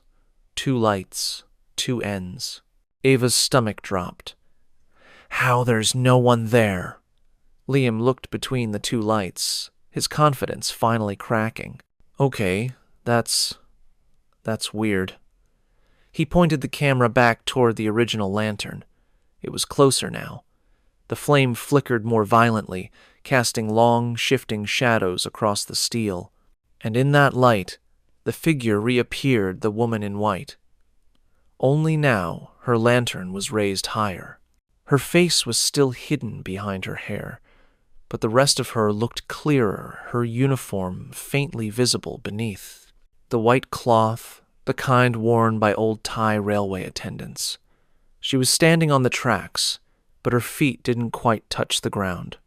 "Liam," Ava whispered. "Please." He was still filming, but his voice was trembling. "This is impossible. There's no heat signature, no reflection in the lens flare. She's not real." The woman slowly lifted her hand and pointed directly at them.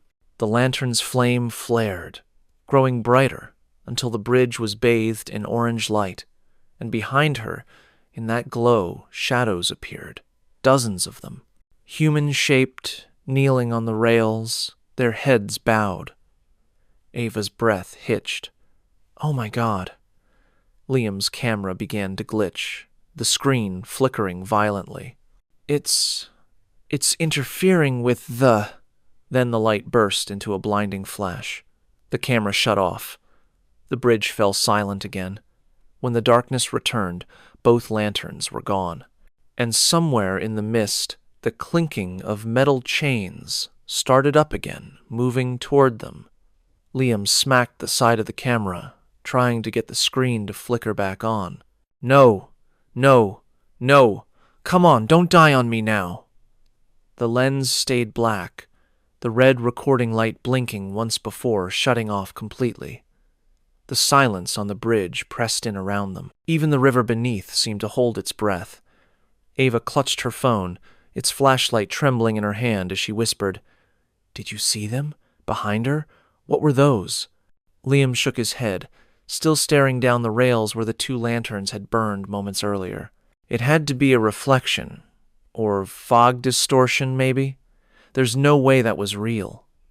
But his voice didn't sound convinced. The clinking sound came again, closer this time.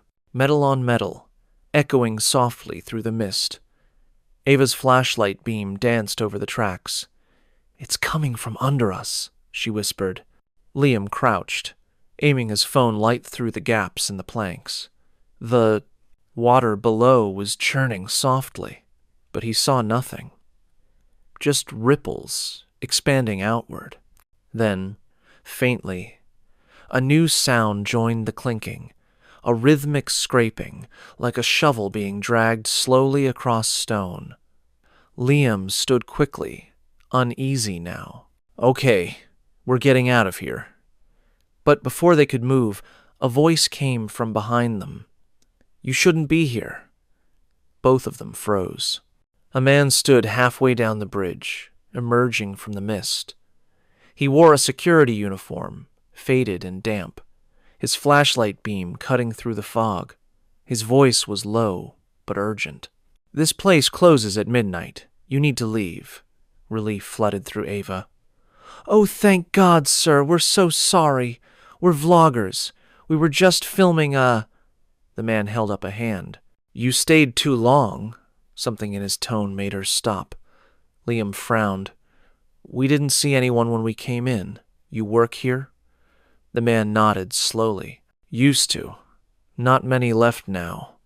He looked past them toward the far end of the bridge, his face tense. "Did you see the light?" Ava hesitated. "The lantern?" He turned sharply toward her, eyes narrowing. "You spoke to her?" No, we just saw her." From a distance, the man's jaw tightened. Then don't speak her name. Don't even think it. She hears her name. Liam exchanged a look with Ava. Okay, he said carefully. We won't. The man stepped closer, his flashlight flickering as he moved. She used to guide the trains. Every night she lit the path so soldiers could cross. Even when the bombs came, she stayed. She thought the light could save them. His voice grew quieter, almost reverent. When the bridge fell, so did she, but her light didn't die. Liam's camera beeped suddenly, its screen flashing on for a moment before static filled the display. Lines of orange light streaked across it like veins of fire. Ava gasped. What's happening? The man's eyes widened. She's coming! Without another word, he turned and ran toward the near side of the bridge. His flashlight beam swung wildly in the mist before vanishing completely. Wait! Ava shouted. Come back! No answer. Only the wind. Liam's camera was still glitching, the static cutting in and out with brief, distorted frames, a faint figure standing behind them, then gone. He looked at Ava. We need to go. They started running, their footsteps clattering against the metal planks. But halfway across, the bridge began to vibrate. It was subtle at first, like a distant tremor, then stronger. Ava stumbled. Is that? Liam's voice broke through. It's a train! The rails ahead of them began to glow faintly orange, lines of heat spreading along the steel. The sound of metal grinding echoed in the distance, wheels screeching, slow and heavy. But when they looked toward the far end of the bridge, there was no light, no train. And yet the vibration grew stronger, the air filling with a low, thunderous hum. Liam pulled Ava forward. Move! They ran, but the mist thickened until the bridge seemed endless, the opposite end receding further with every step. The heat from the tracks seared through their shoes. Then, from the fog ahead, a light appeared, the same orange glow. The woman stood in the center of the bridge again, lantern held high. The light reflected off the rails, casting long, dark shadows behind her. Ava froze. Liam, she's blocking the way. He turned back. The way they'd come was gone, swallowed completely by fog. The vibration intensified, rattling the bolts beneath their feet. The woman didn't move. Her lantern flickered once, twice, and then they heard the distant wail of a train horn. Liam's breath caught. There's no train scheduled. A burst of orange light flared from the lantern, flooding the bridge in sudden brightness. For an instant, Ava saw them, the shadows, kneeling along the tracks again, their faces visible this time. Men in tattered uniforms, skeletal, hollow-eyed, their hands clasped together in prayer. And standing among them was the security guard, his face pale, his eyes empty, a lantern flame burning in his chest where his heart should have been.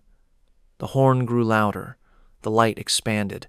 Ava screamed as the entire bridge erupted into a blinding flash of fire and metal.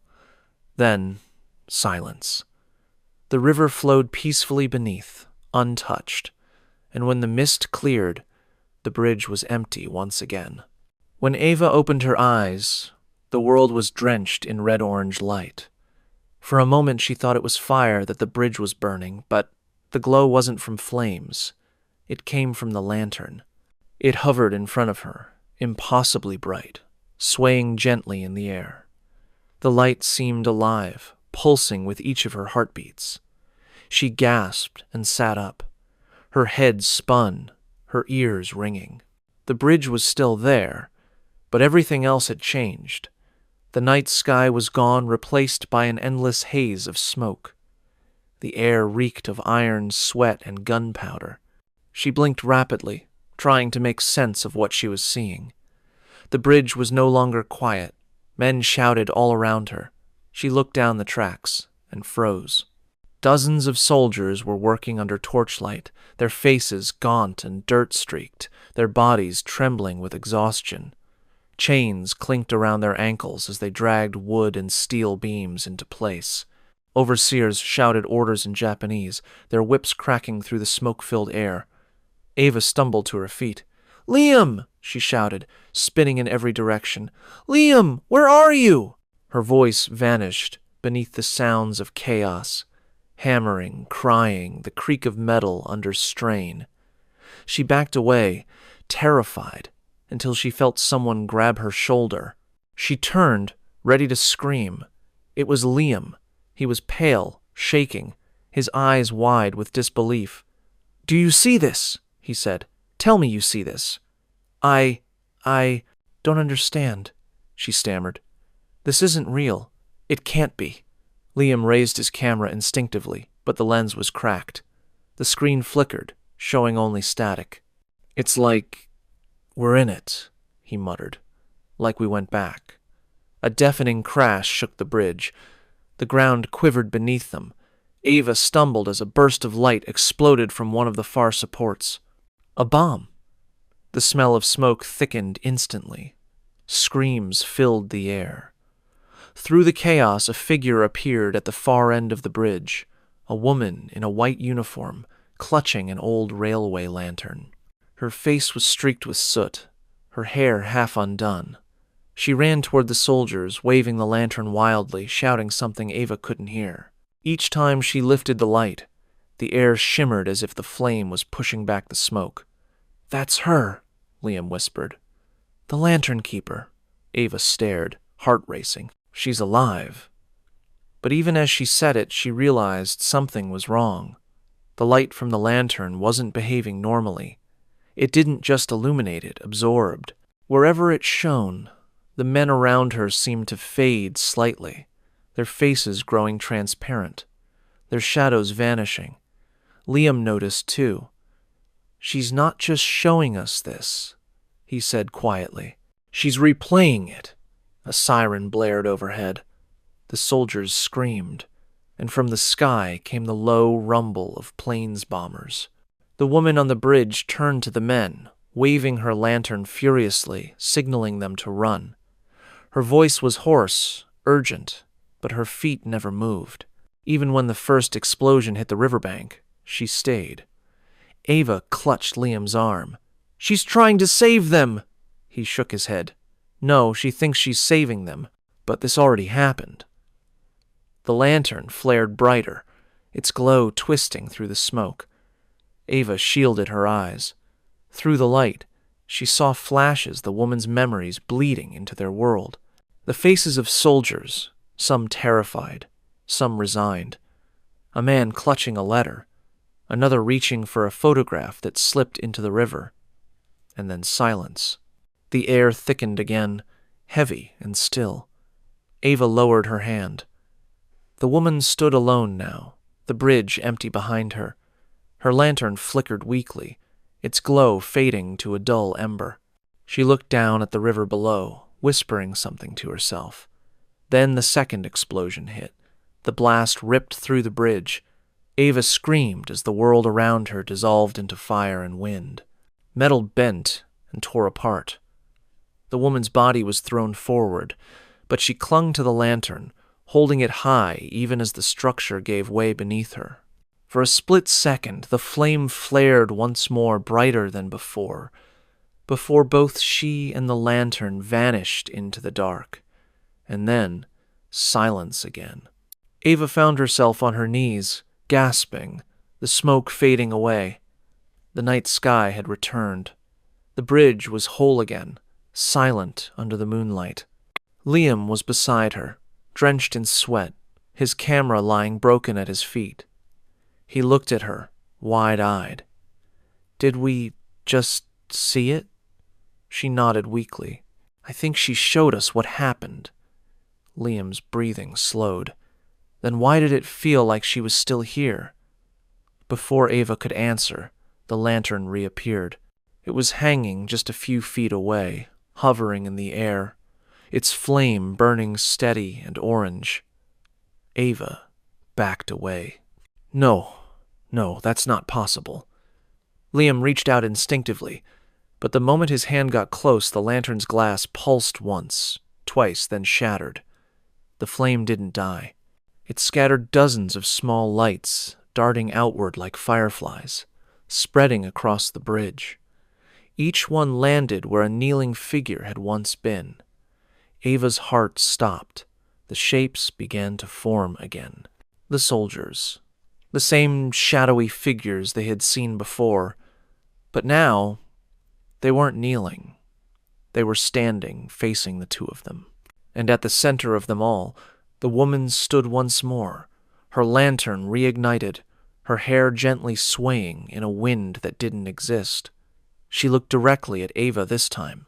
Her voice, when it came, was clear, soft, but resonant. "They were lost, but you brought the light back." Ava trembled. "We didn't mean to—" The woman stepped forward. "Then take it." The lantern's light flared once more, engulfing them both in orange fire. And this time, they didn't just see the past. They became part of it.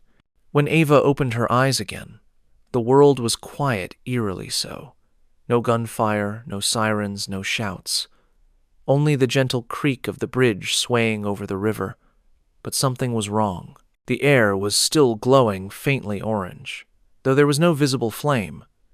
It was as if the light itself had soaked into the air, suspended all around them. "Liam," she whispered. He was beside her, sitting cross-legged on the tracks.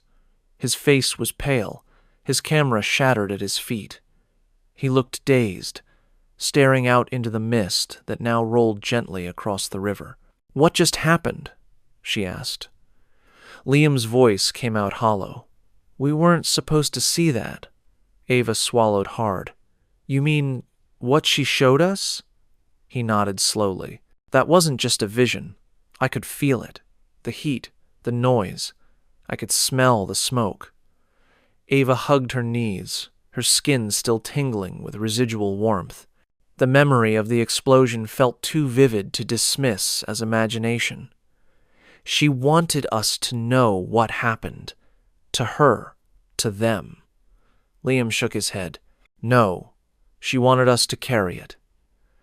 Before Ava could respond, a sound broke the silence, the faint squeal of metal shifting under strain. She turned toward the far end of the bridge. The lantern was back, but this time it burned dimmer. The woman stood beside it, half transparent, her face still hidden beneath her long hair. Her voice drifted across the water, calm and sad. "Every year I light the fake path, and every year no one follows." Ava stood, trembling. "Who are you?" The woman tilted her head slightly. The last one left. Her voice was layered, echoing faintly, as though many spoke through her at once. "I stayed when the others ran. I thought the light would save them, but the bridge fell, and when I woke, I was alone. The men, the soldiers, the prisoners, they never left the tracks. They kneel, waiting for the train that never comes." Liam's voice was soft. "And you guide them." She nodded once. "I keep the lantern burning, so they remember the way home." Ava took a hesitant step forward. "Then why show us? Why now?" The woman's head turned slightly, and for the first time, the lantern's glow illuminated her face. She looked human, heartbreakingly so. Her features were soft, her eyes filled with exhaustion and longing. But there was something else in them, too awareness. "Because the bridge forgets," she said. "Every generation rebuilds it, paints it, photographs it. But they don't see it. The bones beneath, the fire that still burns under the river." Ava's chest tightened. "You want people to remember." The woman nodded. "Yes, but remembrance comes with a price." The lantern flared slightly, its orange glow reflecting off the steel beams like molten glass. "Those who see me," she whispered, must help carry the light, until the tide washes it clean. Ava stepped back, shaking her head. No, we didn't ask for this. We're not part of this. The woman's gaze darkened. You filmed it. Liam blinked. What? The lantern's flame pulsed again. You pointed your machine at the dead. You made their silence into spectacle. Now the silence belongs to you. Ava's heart pounded. What do you mean? Your story will spread, the woman said, and through it, so will I. The bridge creaked again. The air grew heavy, pressing down like water. Beneath their feet, faint shapes began to appear outlines of hands reaching upward through the steel. The soldiers' shadows. Ava screamed, jumping back. No! Stop this! The woman didn't move. The dead have no voice, but you do. The lantern flickered weakly now, its flame thinning into smoke. Tell them, she whispered. Tell them the bridge was never empty. Liam grabbed Ava's wrist. We have to go. Now. They ran, not daring to look back. Each step echoed sharply across the tracks, but the bridge seemed longer than before, stretching endlessly into the mist.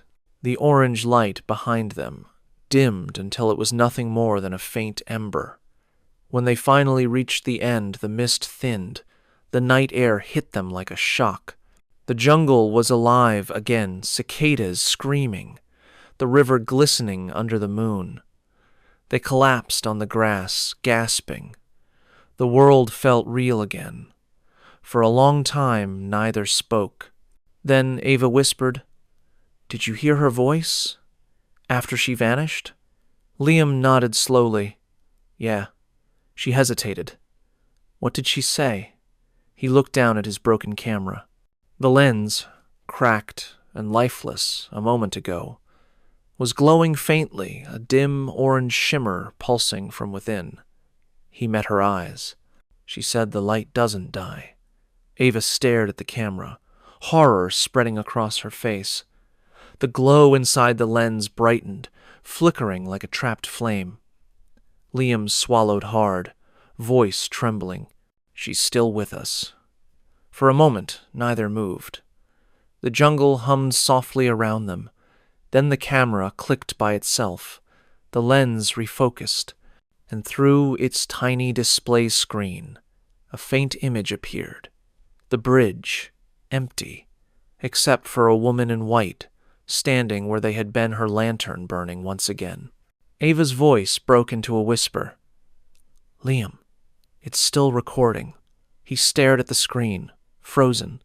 The faint hum of static grew louder until it drowned out everything else, and from within the static, they heard it the faint, echoing chime of a railway bell.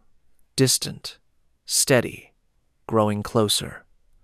By sunrise, the bridge looked ordinary again. Warm light poured over the River Kwai, painting the steel beams gold. Tourists were already returning, laughing, taking photos, walking across the same tracks that had burned hours earlier. Liam and Ava stood by the riverbank, silent. Neither of them had slept. The camera sat on the ground between them, still faintly warm. Its lens was cracked, but the faint orange glow inside hadn't faded. We should delete it, Ava said softly. Liam didn't answer. His eyes were locked on the camera. If we do, she'll come back. She already did. Ava's voice trembled. She wanted to be remembered, not replayed. He finally tore his gaze away, staring out at the bridge. The mist that had rolled over it the night before was gone, but the metal still looked darker in certain spots, scorched almost. Ava hugged herself, watching a tourist lift their phone to take a photo. Do you think anyone else can see it? The light? Liam shook his head. Only those who've seen her. A faint breeze stirred the water. For a moment, the surface rippled and reflected something that wasn't there. A woman in white, holding her lantern beneath the bridge. Ava saw it first. Her breath caught, Liam, he followed her gaze. The reflection lingered for a second longer, then flickered like a dying flame before vanishing. The camera on the ground made a soft click. They both froze. The screen had turned on by itself. A new file appeared, time-stamped that very moment. Liam reached down and hit play. Static filled the screen at first, then slowly cleared. It showed the bridge, empty under the morning light. The shot panned shakily, as though filmed by invisible hands. Then, the frame settled, pointing directly at them. Liam's blood ran cold. That's us. The footage zoomed in closer. Ava took a step back. On the screen, behind their reflections in the water, a small orange light began to glow. And from somewhere deep beneath the bridge, the sound of a lantern being struck alight echoed softly through the morning air. Some stories cling to the places where history refuses to fade: bridges, rivers, forgotten rooms. But others live deep in the wilderness, far from human eyes, where time itself seems to stop. From the haunted bridge of Kanchanaburi to the still waters of the floating market, each spirit we've met so far has guarded its tragedy. Yet some spirits don't guard, they warn. Our next story takes us into the heart of southern Thailand, where the jungle grows so dense that light itself struggles to escape. Locals say that after midnight, the forest begins to breathe. You'll hear a slow, steady drumbeat echoing through the trees. Some say it's just monks praying. Others know better. Because once you follow the sound, you never find your way back. This is the story of the monks of the Forgotten Temple. The story begins in the deep, endless green of southern Thailand, where the jungle of Khao Sok National Park swallows sound, light, and time. Massive limestone cliffs rise from the mist like broken teeth, and rivers cut through the forest floor like silver veins. It's a place where even the air feels alive, thick with the hum of unseen insects, and the echo of something ancient moving between the trees. For most visitors, it's paradise. Floating bungalows on turquoise lakes, waterfalls hidden behind walls of bamboo, nights lit by fireflies instead of streetlights. But when the sun sets, the forest changes. The sounds of the day fade, replaced by a low chorus of whispers, the kind that make you feel like the jungle itself is breathing. That's what drew Leo there, the silence. He wasn't a tourist. He was a travel photographer from Chiang Mai, the kind who specialized in off-the-map places. His online portfolio was filled with hauntingly beautiful images, abandoned shrines, forgotten villages, half-sunken temples reclaimed by nature. He'd come to Khao Sok to capture what he called Thailand's sleeping giants, the ruins lost to the forest before the country became what it is today. He'd been in the park for 3 days, camping near a narrow trail only locals used. His guide, an older ranger named Arun, had agreed to drop him off and pick him up in the morning. Arun had been clear about one thing before leaving. "Don't wander at night," he'd said. "You'll hear drums sometimes. Chanting. It's not people. No matter what you hear, don't follow it." Leo had laughed it off, assuming it was just a story to keep tourists from getting lost. He'd grown up on ghost tales, the kind whispered by grandparents under candlelight. But out here, under the canopy, they felt different. That night, he pitched his tent near a small stream, hung his camera on a branch, and listened to the forest hum. The air was thick and unmoving, the kind of quiet that presses against your skin. He checked his watch, 11:42. He planned to shoot sunrise photos in the morning, then hike to the limestone caves Arun had told him about. He was just starting to drift off when the sound began, a low drum beat. It came from somewhere deep in the jungle, slow, deliberate, almost like a heartbeat. Then came the chanting. Dozens of voices, low and rhythmic, rising and falling together in perfect harmony. The sound carried through the trees, echoing across the valley. Leo sat up instantly, heart racing. It sounded far away, but clear, too clear. He unzipped his tent and stepped out. The jungle was washed in pale moonlight, silver mist clinging to the undergrowth. The drums continued, steady and unbroken. He strained his ears. It wasn't random noise. It was ritualistic. He thought of what Arun had said. Don't follow it. But curiosity was a dangerous thing. And for Leo, it was always stronger than fear. He grabbed his camera, slung it around his neck, and switched on the small LED light attached to his strap. The chanting grew louder. He moved carefully, following the faint path down toward the sound. Each step sank into soft earth, the smell of damp leaves and moss filling his lungs. The deeper he went, the colder it became. After about 15 minutes, the mist thickened, swirling around him like smoke. The light from his lamp barely pierced it. Still, he pressed on, the drumbeats guiding him forward. He began to see shapes in the fog, tall stone pillars, cracked and half covered in vines. His heart leapt. A temple. It stood in the clearing, ancient and broken. Its roof collapsed under the weight of centuries. Roots curled through its walls like veins, and in front of it burned a small fire, steady, orange, alive. Around it, figures knelt in rows, cloaked in tattered orange robes. Monks, their heads bowed, their hands folded in prayer. Leo froze at the edge of the clearing, watching in awe. He didn't dare move or breathe too loudly. The sound of their chanting rolled through the trees, deep and rhythmic, like a pulse from another world. For a long moment, he forgot to be afraid. And then he made the mistake every explorer makes when faced with the unknown. He lifted his camera and hit record. The moment Leo pressed record, something shifted. The sound of the camera powering on was small, barely a click, but it might as well have been a thunderclap in the jungle. The chanting stopped, not faded, not slowed. It stopped. The drums ceased mid-beat, the last note hanging in the mist like a held breath. Leo froze, fingers still hovering over the shutter button. His camera light cut through the fog, illuminating the fire and the rows of kneeling monks. None of them moved. For several seconds, there was nothing but silence.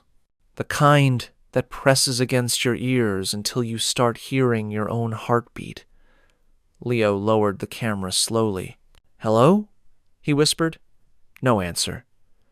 The monks remained still, their heads bowed, faces hidden beneath the shadows of their hoods. The fire crackled softly, throwing orange light across their robes. They looked real, human, but too still, too synchronized. Leo's pulse raced. "I didn't mean to interrupt," he said quietly, though he wasn't sure why he was talking at all. He took a careful step back. One of the monks shifted.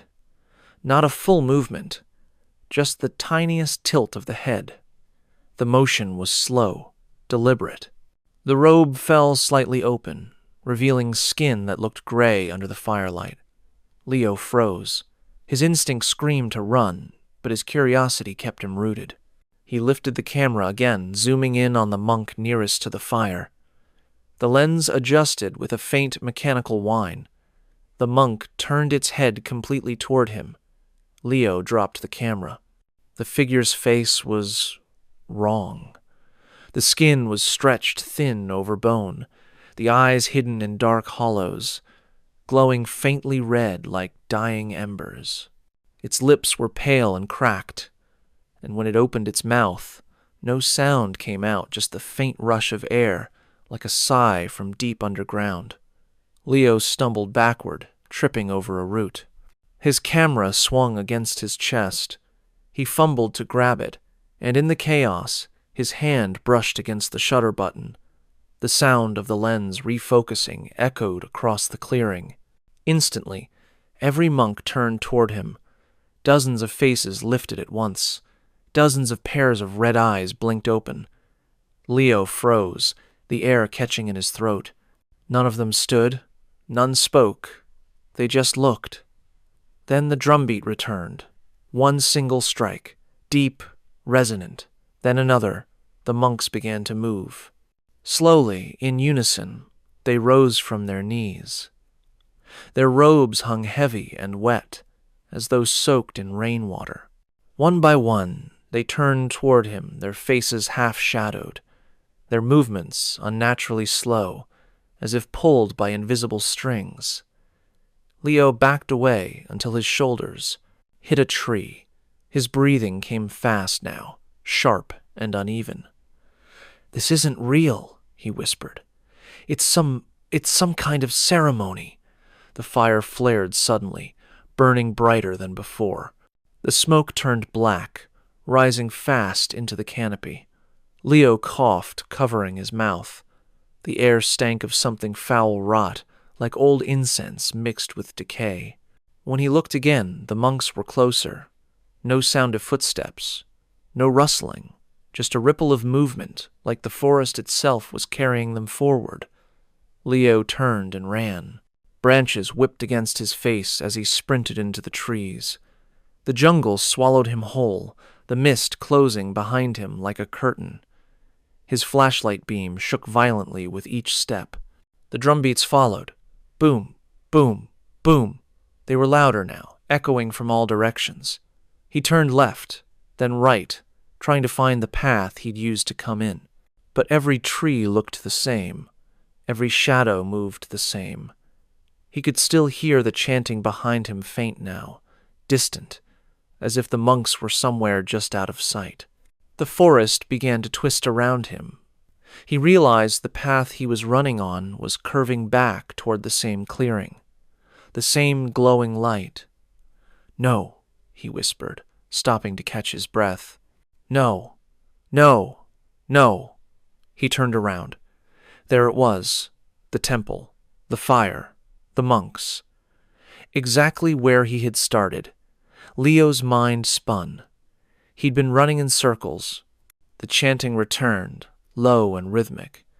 It wasn't random anymore. It was calling him. He stepped backward, shaking his head, trying to steady his breathing. His camera still hung around his neck, its lens fogged and cracked. He lifted it instinctively, pointing it toward the temple. Through the misted glass, he saw something new, a shape standing apart from the monks. This one wasn't kneeling. It was taller, draped in darker robes. Its hands clasped around something large and round a drum. The head of it was made of something that didn't look like animal skin. It was smooth, pale, and stretched thin. The figure raised its hands. The next beat shook the ground. Leo fell to his knees, clutching his ears as the sound vibrated through the trees. His vision blurred. The monks' chanting grew louder again, but the words had changed. They weren't prayers anymore. They were names. His name. "Leo," they whispered, over and over, each voice overlapping the last. "Leo, Leo, Leo." He stumbled to his feet, dizzy, desperate to escape. The firelight pulsed brighter, flickering between orange and red. Shadows danced across the trees like moving figures. Then silence again. He spun around. The monks were gone. The clearing was empty. Only the ruined temple remained, quiet and still. The fire had burned out completely. Leo's flashlight flickered, then went out. In the darkness, a soft voice spoke behind him. "You followed the drums." He turned. A monk stood inches away, face hidden beneath the hood. The faintest glow burned where its eyes should have been, and in its hands it held his camera, recording. Leo stumbled backward, his breath catching in his throat. The hooded monk held his camera out in both hands, the lens facing him, red recording light blinking steadily in the dark. The glow of it reflected faintly against the monk's gray, withered skin, like a living thing pulsing beneath the surface. "Give that back," Leo stammered, though the words came out more as instinct than thought. The monk tilted its head, the motion slow and unnatural. It didn't speak, didn't breathe. The red light of the camera continued to blink, and somewhere in the distance, the sound of the drum began again, slow, deliberate, echoing through the trees like a heartbeat. Boom. Leo froze. Boom. This time, he realized it wasn't coming from one direction. It was all around him. He took a step back, and the monk mirrored the movement, exactly a perfect, silent reflection. Then, without warning, it extended the camera toward him, as if offering it back. Leo hesitated, dread twisting in his stomach. The camera shouldn't have been on. He'd dropped it earlier. The battery had been almost dead. "Why are you—" The monk dropped the camera. The screen flared to life on its own, casting an eerie light across the ground.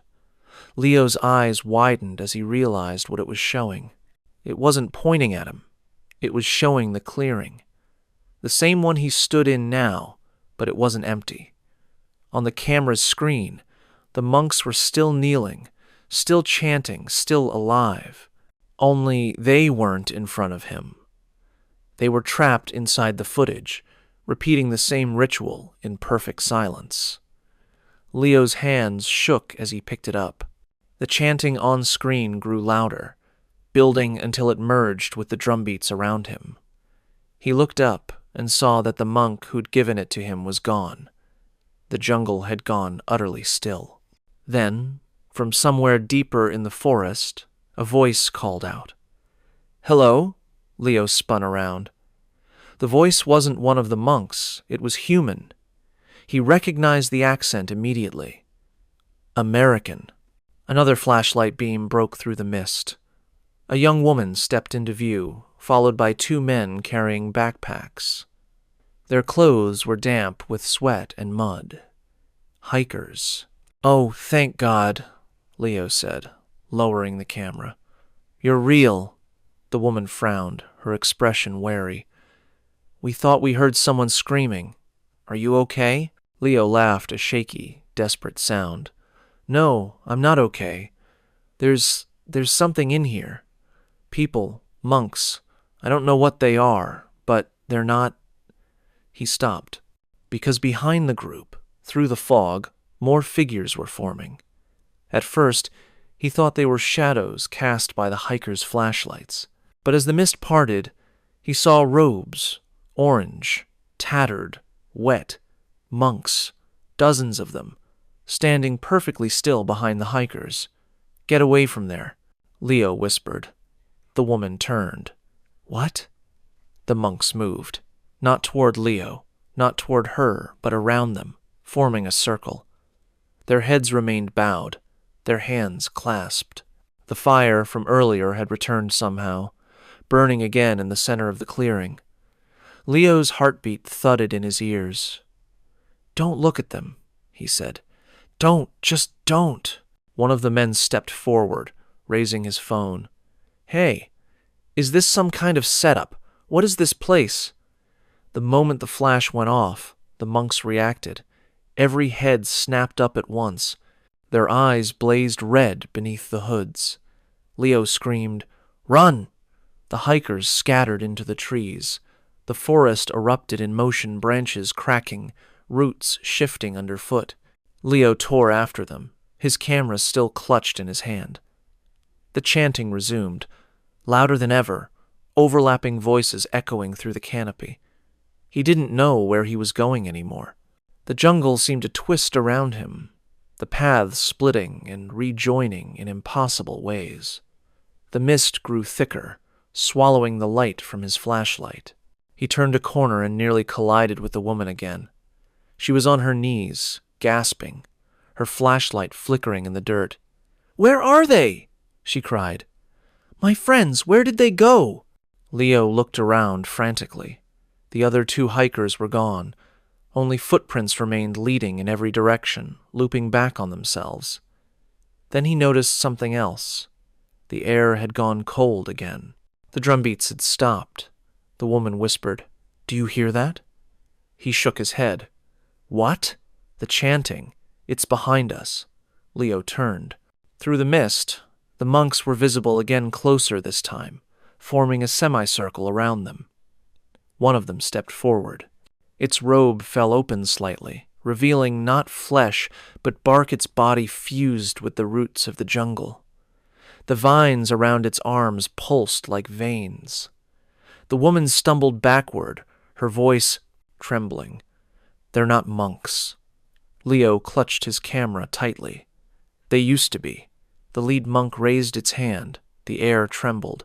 And in that instant, Leo understood the monks weren't walking on the forest floor. They were part of it. Each step they took left no mark because the earth moved with them, swallowing their prints. He grabbed the woman's wrist. "We have to move. Now." They ran again, breaking through the undergrowth. The chanting followed, louder and faster, like a storm closing in. The forest blurred around them, tree after tree, mist after mist, the same path looping endlessly. Then, up ahead, Leo saw light faint, golden, shifting through the trees. The sound of the drum faded. The chanting stopped. And when they burst into the clearing, panting and wild-eyed, Leo realized with horror that they'd returned to the same place. The fire was still burning. The monks still knelt before it. Only this time, two new figures were among them, kneeling side by side, a man and a woman. Leo's camera slipped from his hands. On the tiny screen, the red recording light blinked once, then twice, and through the lens, the camera began to film by itself, zooming in right on them. The air inside the clearing was thick, like wading through something invisible and heavy. Leo could feel it pressing against his chest with every breath. The monks knelt in perfect stillness before the fire, their forms hazy through the rising smoke. And there in the front row he saw them, two new figures, a man and a woman, kneeling, heads bowed, faces hidden under fresh orange robes. His stomach turned to ice. "No," he whispered, shaking his head. "That's not—" Beside him, the woman who'd followed him into the forest was frozen, eyes wide. "That's us," she breathed. Leo's camera still hung around his neck, the faint red recording light blinking on its own.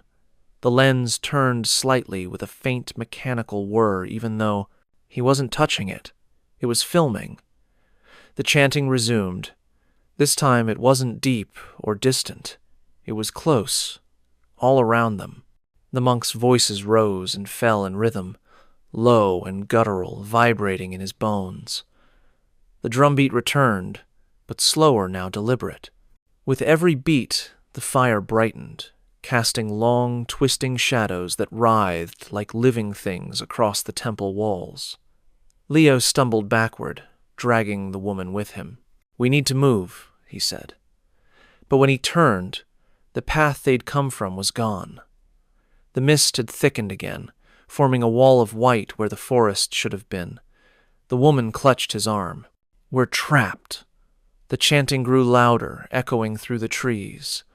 Leo looked around wildly. No, there has to be another way. Then he noticed something strange. The monks' mouths weren't moving. Their lips were still, pressed together, but the sound continued perfectly synchronized. The voices weren't coming from them.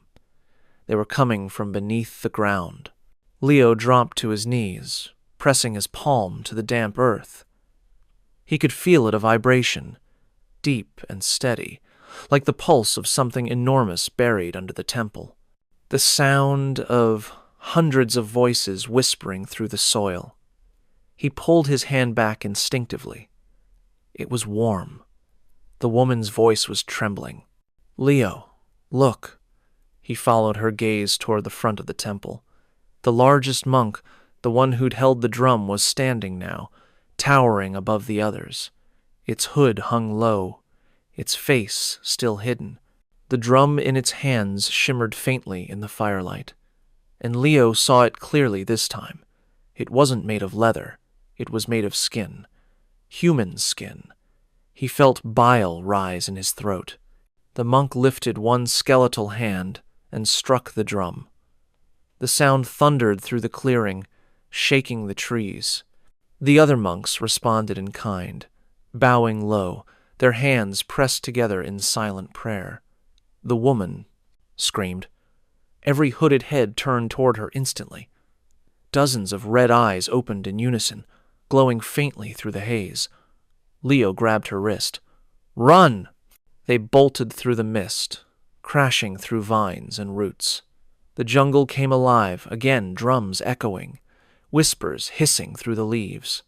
The ground itself seemed to move under their feet, shifting and pulling them back toward the temple. Branches tore at their clothes. The air felt thicker with each step. Leo's flashlight flickered, its beam cutting in and out. And then voices, not chanting this time, whispering, close. "Stay," they said softly, overlapping like 1,000 murmurs. "Pray with us." Leo stopped suddenly, panting. The whispers were coming from behind him. He turned, expecting to see the monks, but the clearing was empty. The sound was coming from his camera. The tiny speaker crackled, playing back a distorted recording his own voice from earlier. "I didn't mean to interrupt," the sound repeated, warped. "Interrupt, interrupt, inter." He dropped the camera, but it didn't stop. The light from the lens expanded outward, growing brighter until it illuminated the trees around them. And for the first time, Leo saw what the jungle really was. The vines that hung from the branches weren't vines. They were rosary cords, hundreds of them, each one strung with wooden beads that glistened faintly in the firelight. And wrapped around some of those cords were bones, fingers, skulls. The monks hadn't just been chanting for centuries. They'd become part of the forest. The woman's scream cut through the air. Leo spun around. She was being pulled backward by something unseen, her legs sinking into the soft earth as though it were water. Her hands clawed at the ground. "Help me!" Leo lunged forward, grabbing her wrist, but the soil swallowed her faster. The chanting grew deafening, echoing from every direction. "Join! Join! Join!" Her face disappeared beneath the surface. Then the ground stilled. Leo stood there, trembling, staring at the spot where she'd been, his mind blank, his breath shallow. The drums stopped. Silence. He turned slowly, the mist curling around him. The monks were standing behind him again. This time, they were closer. One of them stepped forward, the same tall monk with the drum. It lowered its hood. Leo's blood froze. The face beneath wasn't human. It was a hollow mask, carved from wood and stretched over a skull, with black sockets where eyes should have been.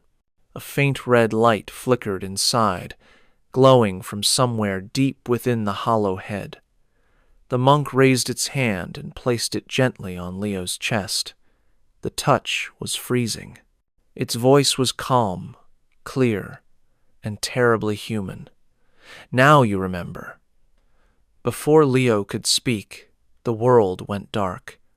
When he opened his eyes again, he was kneeling. His hands were folded, his head bowed. Around him the chanting continued, and in the center of the firelight, another traveler entered the clearing, camera in hand, eyes wide with wonder. Leo tried to scream, but his mouth didn't move. The forest was quiet again. The fire in the clearing had dimmed to embers, smoke curling lazily into the mist. The monks had gone still, frozen in their kneeling positions, like carved statues left to rot in the rain. But one moved. Not one of the old monks, Leo. He opened his eyes slowly, the world around him blurred and humming. His head throbbed. The sound of the drums still echoed faintly in his skull, though the air was now still. The fire cast a dull glow over the cracked temple walls. For a long moment he didn't move. Then his breath hitched. He was kneeling. His hands were pressed together, palms stiff, fingers numb. He tried to lower them, they wouldn't move. His muscles locked in place. Panic shot through him, and his breathing quickened. He looked down. His knees were buried halfway into the damp soil, as though the earth had grown around him while he was unconscious. He strained, pushing against it, and the sound that came out of his throat wasn't a shout. It was a low, rhythmic hum, a chant. He froze. The sound wasn't just his. It was all around him again. Dozens of voices murmuring the same tones, in the same slow pattern. He turned his head slightly, his neck cracking with the motion. The monks were still there. Each one bowed, each one swaying gently with the rhythm of the chant that he now realized he was part of. "No," he whispered, but the word came out layered, distorted, as though two voices had spoken at once, his own and another older one echoing beneath it. He lifted his hands. The beads wrapped around his wrists weren't his camera strap. They were prayer cords, old, wooden, blackened with soot and age. He reached up, pulling back the hood that hung heavy over his head, and froze again. His fingers brushed the edge of his face, but the texture wasn't skin. It was rough, grainy. He touched his cheek again, harder this time. The sound it made wasn't flesh on flesh. It was wood. No, no, no, no. He stumbled to his feet, forcing his body to move. His legs felt stiff, as though filled with sand. He looked down at his hands. The tips of his fingers were dark, splitting like bark. Something inside him screamed, but the sound came out as another chant. He backed away from the fire, trembling. The monks remained still, but he could feel their eyes on him, or what should have been eyes. The hollow sockets glowed faintly red, and then one of them spoke. "You followed the drums." Leo spun around. The voice came from the large monk, the one with the human-skin drum. Its wooden mask cracked as it spoke, splintering slightly at the mouth. "You crossed the path between sound and silence." Leo shook his head violently. "I didn't mean to. I was just—" "You listened," the monk said. "And when you listened, you were heard." It stepped closer. The firelight flared, revealing something in its hands, Leo's camera. The red light was still blinking. The monk extended it toward him, the lens pointing directly at his chest. "You took their faces," it said softly. "So they took yours." Leo stared at the camera, horror dawning in his eyes. On the small, cracked screen, a figure stared back at him. A hooded monk, wooden face half lit by fire. His own reflection, but wrong. He snatched the camera and looked at it closely. The lens turned on its own, refocusing again and again, flickering through grainy static. Then the screen began to replay footage, not from the night before, but from decades ago. He saw monks in perfect formation, real and alive. Their faces were serene, their robes bright. They knelt before a younger man, a stranger holding a drum made of new leather. The man bowed, placing his camera at their feet. Then the image flickered. The same man again, but older. His face hidden now under a hood, his skin dull, his hands cracked and wooden. The voice on the recording whispered, "They only chant for the lost." The image shifted one final time to Leo. The footage showed him stumbling into the temple just hours ago, camera in hand, eyes wide with curiosity. It showed the monks rising, the chanting stopping. And then, when he dropped his camera, the lens had stayed on. It had filmed what came next. On the screen, Leo watched himself disappear beneath the crowd of monks, the hood falling over his head. The drums sounding one last time, and then silence. The fire popped softly, snapping him back to the present. The monks began to bow again, one by one, their hands pressed tightly together. The tall monk turned to face him fully. "You are one of us now," it said. "The forest remembers all who listen." Leo dropped the camera. "No, I'm not staying here." The monk tilted its head, almost pitying. "No one stays. They return." The words echoed through the clearing, carried by the wind. The flames dimmed until they were only embers again. Leo turned and ran. Through the trees, through the mist, not caring where he went. The jungle was silent, except for the pounding of his heartbeat. He didn't stop until the first rays of sunlight broke through the canopy. He stumbled into a ranger station, wild-eyed and shaking. Two rangers looked up from their table, startled. "Help me!" Leo gasped. There's something in the forest. Monks. Chanting. He stopped when he saw the calendar on the wall. The date wasn't right. It was 3 years ahead. The rangers exchanged a look. One of them stood slowly. "You're lucky," he said quietly. "Most who hear the drums don't come back." Leo stared at him. They chant for the lost." The ranger's face went pale. "You shouldn't know that." The other ranger stepped forward. "What did you say your name was?" "Leo," he said. The older ranger's brow furrowed. He reached for a notebook on the desk, flipping through its pages until he stopped. "Then how," he said slowly, "are you standing here?" He turned the notebook around. There, among the list of missing trekkers, was Leo's name. Date of disappearance, August 14th. Date of discovery, never found. The ranger's voice trailed off as the silence stretched between them. Leo stared at the notebook, his name printed neatly among the dead. The ink was faded, the handwriting old. His throat tightened. That can't be right." The older ranger didn't answer. He just looked at Leo, not with suspicion, but with pity. Slowly, he reached for the radio on the counter. "Base, this is Station 2. You'd better come down here. We've got someone claiming to be Leo Namsai." A crackle of static answered. Then, a faint voice replied, "Say again. That name's on the list. He's been missing for years." Leo stumbled back, shaking his head. "No, I was in the forest for one night, just one." But his voice faded, because through the open door of the ranger hut, he saw something impossible. Out beyond the trees, in the faint morning light, the mist had begun to gather again. It rolled low across the ground like breath, and through it, faint orange shapes flickered. Lanterns. Dozens of them. The sound came next. Soft, distant, familiar. A drumbeat. Boom, boom, boom. The rangers turned toward the sound, their expressions hardening. One of them crossed himself. The older man whispered, "Not again." Leo's camera, still hanging around his neck, powered on by itself.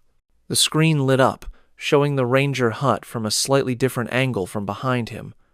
On screen, his figure stood at the window, staring out into the mist. Then, in the reflection, a row of orange-robed monks appeared slowly behind him. Leo froze. "No." The camera's speaker crackled, replaying his own voice, distorted and hollow. "They only chant for the lost." The light flickered. The drumbeat grew louder, and as the rangers shouted his name, the mist poured through the open doorway, swallowing everything, the hut, the voices, the light, until only the faint sound of chanting remained. By the time backup arrived an hour later, The building was empty. But on the desk, Leo's camera was still recording, pointed at the forest. And from deep inside the jungle, the drums continued. I hope you enjoyed these stories. Tomorrow we will be uploading another terrifying story. Feel free to subscribe and put on your notifications to never miss another scary video. I upload almost every day. Wish you all the best.